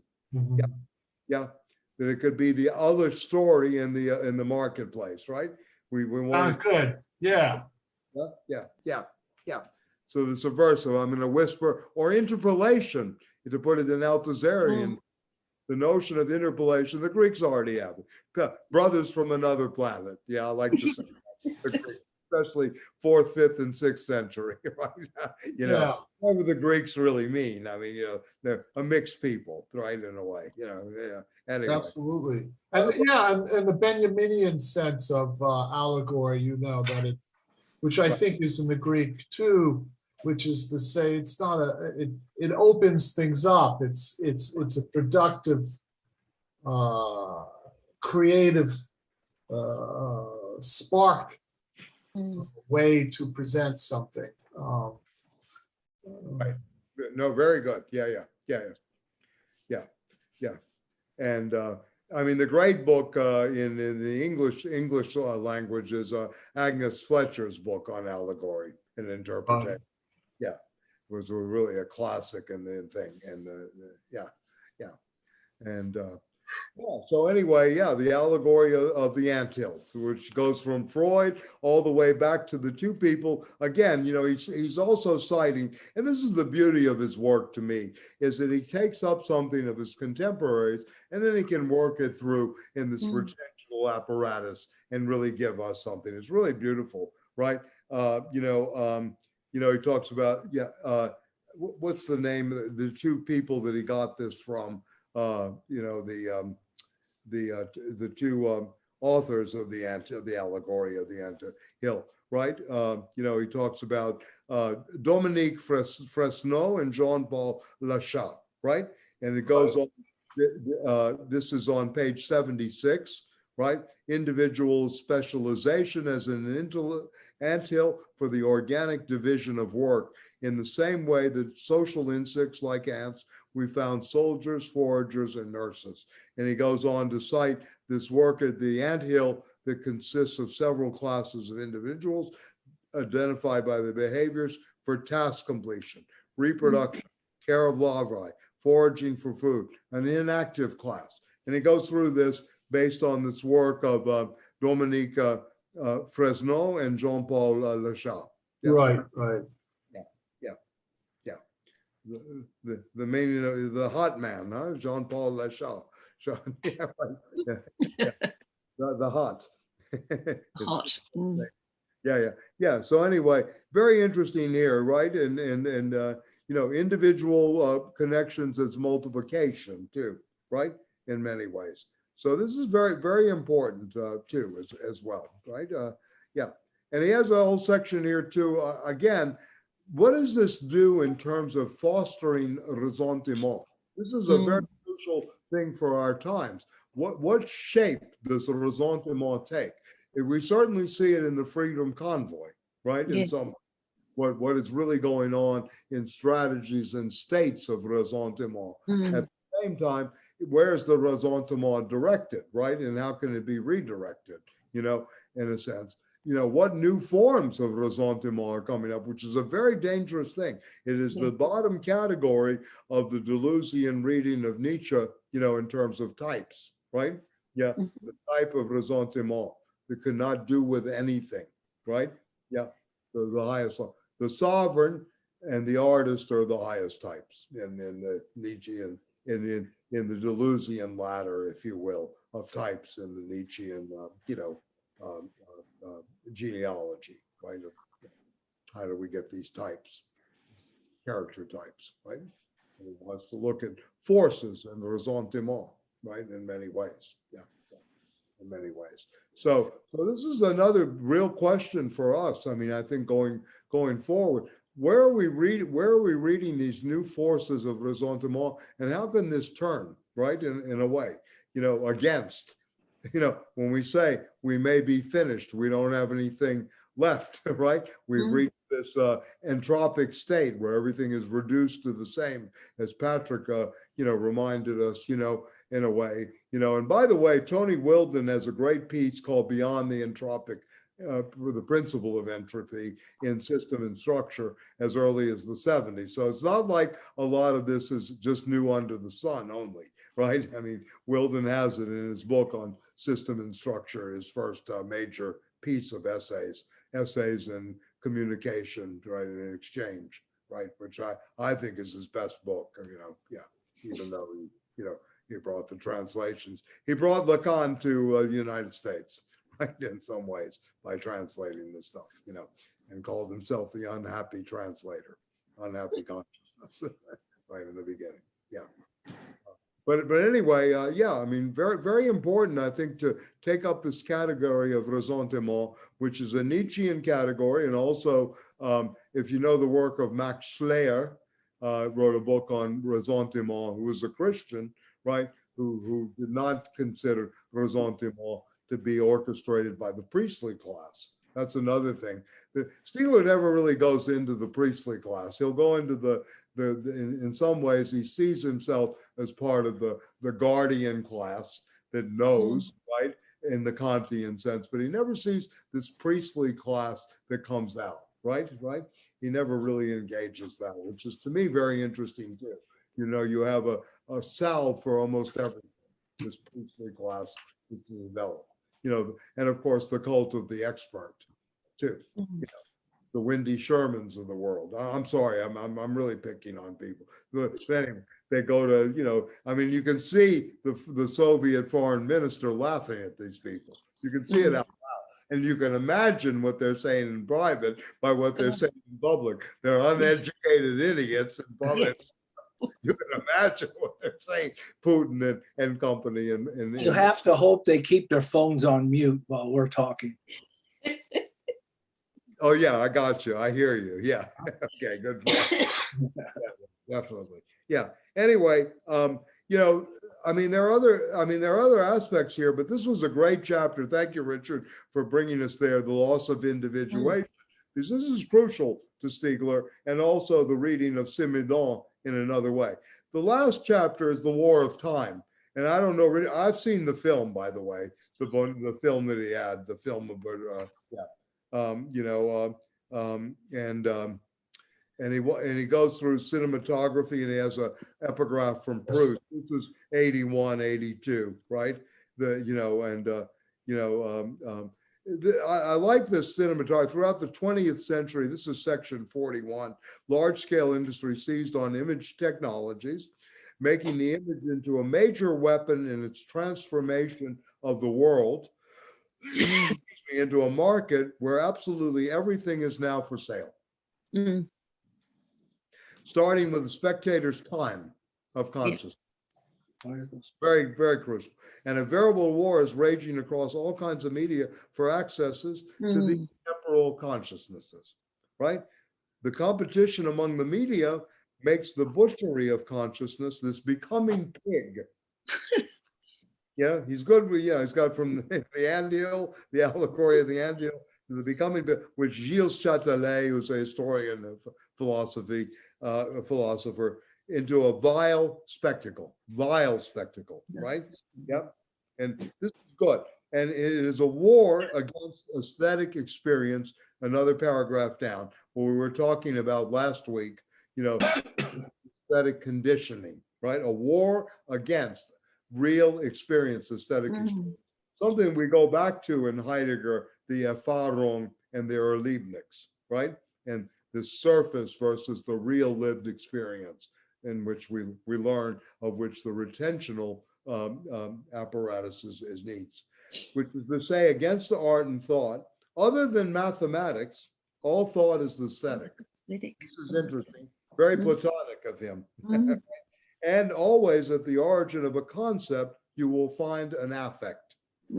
This is what I tried to show in Passing the Actor, or Acting Out is the English translation. In other words, for me, it has never been a matter of simply ratifying Deleuze or repeating Spinoza like a parrot, right? Very good. Yeah. Authors I had in case not read when swarms of affects produced their first concepts in me, right? He didn't have any of that. The necessity of a functional reduction of singularities led to the submission of every human experience to aesthetic and affective, as well as cognitive and informational control. Yeah, he's very good at that. I mean, really, electronic technologies enable the establishment of control societies, as well as the implementation of the concept of lifetime value, which was invented by marketing so that the systematic and industrial exploitation of individual experience could be realized to the highest degree, transforming this experience into a fully controlled aesthetic, he again drew the distinction, aesthetic conditioning into fully controlled conditions. This has led, again, going full circle, to a situation of symbolic misery where aesthetic conditioning in its essence constitutes an obstacle to aesthetic experience. This is what we're getting, we're getting stupefying conditioning in these classrooms, anyway, whether or not that be artistic. It is in this way that tourism, now that it has become industrial, ruins the viewpoint of the traveler who has become the consumer of a washed out. This is great. I mean, this is good. Yeah. And this is, Stanley Diamond began on the relativism of the anthropologist as tourist, in search of the primitive. Stanley Diamond was a very good dialectical anthropologist, had no talk with structural anthropology. Yeah. Anyway, all right. So anyway, but the main technological advance allowing for the state of affairs, for the submission of aesthetics to industrial development, which represents a total revolution in the human way of life in relation to what happened during the thousands of years, separating it from Lascaux in cinematography, defined here as a technology allowing for the mechanical, instead of the mechanical reproduction, right? Part in the age of technical reproduction, the mechanical restitution of movement. Right, from this earlier point of view, as I argued in Cinemata, television is, from a technical perspective, a simply electronic development of cinematic technology. Cinema is also, however, an art, and I would like to show how this art has a very particular responsibility in the context of control societies. It is par excellence the aesthetic experience able to fight aesthetic conditioning on its own terrain. I.e. Godard, is very good at this, right? Yeah. I.e. Jean-Marie Straub, Fassbinder in another way, right? You can think about vendors, the early vendors. I mean, we and Richard can certainly add, but this also means that the present situation with respect to man's self-image, with respect, that is to his narcissism, must be evaluated in the sense in which Freud spoke in Civilization and Discontents, in the change of the way humanity has thought of itself since the death of God. So I'll leave it here. I mean, we have the nightmare of building images, blinding images, right, is next. And Richard, I think this section's really good on cinema. Yeah, I mean, this kind of recapitulates a lot of the cinematic time and cinematic consciousness, and becomes more prescriptive too, because in a way, he actually is counting on or thinks of cinema as still the most subversive art form, right? That this is where it's going to happen, right? This deconditioning of the aesthetic conditioning, right? Into back to experience. So he sees this as maybe the artwork. So Lord, yeah, again, the industrial exploitation, I'm reading page 83, Right. and the service of the unbridled expansion of markets by the conditioning of all experience has led to image technology, right? To the destruction of the primordial narcissism of individuals. You know, he speaks of that too. This auto-affection, the ability to love oneself is being there. One loves the image of oneself, not oneself, right? The image and the reproduction of the image. This is it, you know, in a way. The destruction of that which enables the individuals to project the unity of an I in a fashion clearly as fictional as it is indispensable. I need that image. Keep that one, right? Etc. How does this work? Projection through which they're able to enter into social relations with other I's to form a we, which is collective narcissism, not collective individuation, right? Represents the livable space of an aesthetic experience that can be nothing other than a sharing, the sharing of the sensible, which Jacques Rancière sought to speak. It is that we that Freud called culture, actually translated as civilization. But by destroying primordial narcissism, the unbridled industrial exploitation of image technology, of cinema, of which television subcategory, has eradicated the very possibility of seeing images. It's interesting, right? Seeing images, right? You know, politics is really the right to dream. This is elementary Bachelard, and really, in a way, elementary left politics. We have forgotten how to dream, right? Producing blinding images, the industrial exploitation of images is their straightforward destruction, since there is no image that is not seen. No image that is not seen. Not being seen, the image can be either an oracle of the blind seer, as to write Tiresias, you know, and this is the section called Tiresias and the War of Time, or a reality where the symbolic is neutralized, a nightmare reality. How the symbol, and think about how the media plays with COVID, right? The symbolic neutralization, nightmare reality every day. From the statistical to the report, to the change of language, how we're going to go from pandemic to endemic, right? Who's doing what, et cetera. There's no doubt that we are living in an epoch of a nightmare aesthetic from which there are oracles, you know, and I'm thinking of Joyce, history is a nightmare from which I cannot awaken, although I don't like that. I have no problem if we really were doing history. I mean, but he did say that, right? History is a nightmare from which I cannot awaken, right? From which oracles occasionally emerge. An example of the image night is blinded eyes. You know, Schwarzenegger becoming governor of California. It's a funny thing from the European perspective, the nightmare image, right? North America, country of cinematographic images, television has essentially established itself. And again, the Americanization of the world through cinema and image production, right? As a world power through the mastery of cinematographic technology, industry, and art, and now digital technologies as well, which will soon allow from the complete control of access. You know, I can't even unblock my Hotmail account. Yeah. Give you an idea. Yeah, they have access, I guess. Yeah, political power understood very quickly the incomparable power of cinema as early as 1912.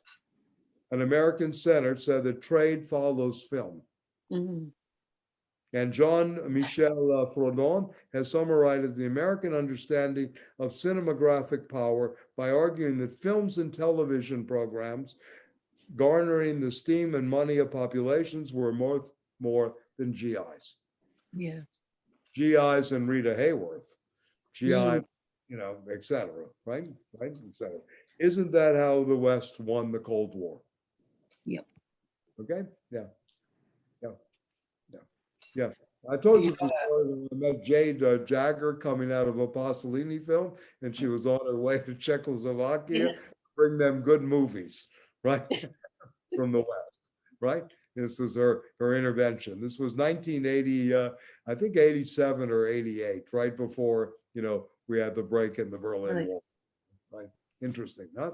How this is used, right, in some ways, right? Yeah.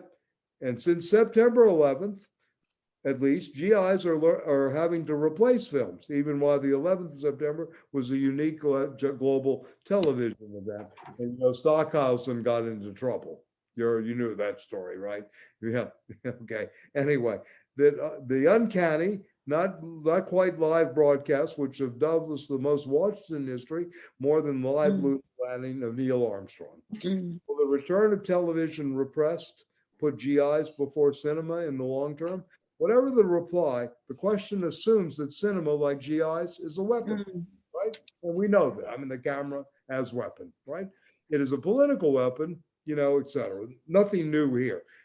If GI's weapons are once again before cinema, however, this is because the unbridled exploitation of cinematographic power, particularly of this power in so much as it has become televisual, has led ultimately to the liquidation of the narcissism of the viewer, right? Of his power of projection, to the point where he no longer can see images, whether he is a humiliated viewer from the southern countries or someone from the industrial countries of what we call the North, lobotomized, or rather blinded, like the transsexual or trans-instinctual trans-drive body that is Tiresias with her punctured eyes. Quite an image, huh? Yeah, interesting, huh? Yeah, yeah. And, this is great. And, Richard, I know you're working on Freud 1913, but these are some powerful images for Freud, right before the outbreak of World War I, excuse me, the Great War, right? Yeah. Absolutely, yeah. Materialist war, right? Yeah, the punctured eyes, right? Yeah, or the best magnifying glass is the splinter in the eye, Adorno, right? Yes. Very, very interesting too, the notion of the eye. I've been thinking about, how Lacan at one point contrasts between full speech, parole pleine, Yeah, and parole vide, or empty speech. Right. And I've been thinking about whether or not we could propose a concept such as that for images, and say that we live in a world of kind of an image vide. And then, and how does one create an image pleine? But that, largely we have these, constant saturation of a kind of image vide. Maybe we'll start with Monica Vitti for the image, the full image. I'm sorry, I'm being very prejudiced here, but you get my aesthetic. Right. I do completely. Completely. Yeah. But anyway, I hear you. Yes. Yeah. Yeah. And and the empty image could be, listen, with all due respect, and I know the trouble she's been, but if you look at the Super Bowl pageant of all these early rappers, this is a very empty images. Dr. Dre, Snoop Dogg, and then of course Mary J. Blige. It's nothing. I mean, really, in a way, terrible, right? So, I mean, a good juxtaposition could be, the image of Monica Vitti, in Red Desert or the Eclipse, versus that of how this has been played out now by this empty imaging of previous stars. Yeah, no, Antonioni would be a good place to go as a reference for this idea of an image pleine. I mean, he's really. His work is, you really have that feeling about it. Yes, yeah, definitely, yeah. And Dominique Sanda and the Conformist. Yes. For me, another great image, right? In some ways, it's a full image. You can think of many moments in the history of cinema to play upon what you're proposing here, I think. Yeah. Right. And then it's interesting. And then the saturation with empty images has kind of a way of like a weapon. It destroys the effectiveness, you could say, Yeah. that otherwise exists in the work of, say, Alain Resnais or these great filmmakers. Well, I'd be interested to hear what you guys, if you have the time to watch the Bonella film that he's referring to. Yeah, I want to check it out, definitely. Where do we find it? Do you know? I think it's available on Amazon Prime, or I mean, we can look it up right now. He has Nightmare Aesthetic and Dancer in the Dark, The Life of Jesus by Bruno Dumont, The Matrix, Lars von Trier, Gus Van Sant's Elephant, in a sense. But I mean, he goes, I mean, is much further with, trying to see where he mentions the actual title of the film, but it concerns a pornographer, right? And how he's filming, some pornography in this. A film of the blind, right? This film calls. Yeah. I'll see what I can do. We'll send out an email. I'll see if I can find it. Yeah. Okay. I remember getting it. I think back in the day when they had DVDs that they sent you at home. Remember way back in the day? Earlier phase of civilization. Earlier discontents we had. The disc we had to put in the thing. Now we just access on Amazon, Netflix. I like Mubi. I think it's good. It's a good channel. Criterion, of course, is good, always. But Mubi's interesting. It has a lot of contemporary stuff. It's a good addition, right? And I think Filmstruck, most of them, Richard. I guess there's Filmstruck, another one. There are several others out there now. There's one called Canopy, which is Canopy is very good. Very good, Canopy. You can basically subscribe Go to the library. Yeah. By the way, the reference to Monk was, he spoke of music in terms of a limp. This is Monk used to think of music as a limp, and he used to tell Mary Lou, we need to compose music that white people can't play. During the height of his powers, right? And music is a limp. And I notice this more and more too. The more I listen and think about it, in many ways. All right, well, good. So we can. I mean, we have a good little break. Maybe we come back and discuss both the Heideggerian background. What's going on here. More of Stiegler, maybe on cinematic time, and anything you want to do. And I'll set aside 3 hours that night to do it. Which would be Wednesday, February the 28th. I think it is, right? No, Monday. Monday is the 28th. Yeah. Monday, February 28th. That's right. Yeah. Thanks very much, Michael. Thank you, guys. Thank you, Mike.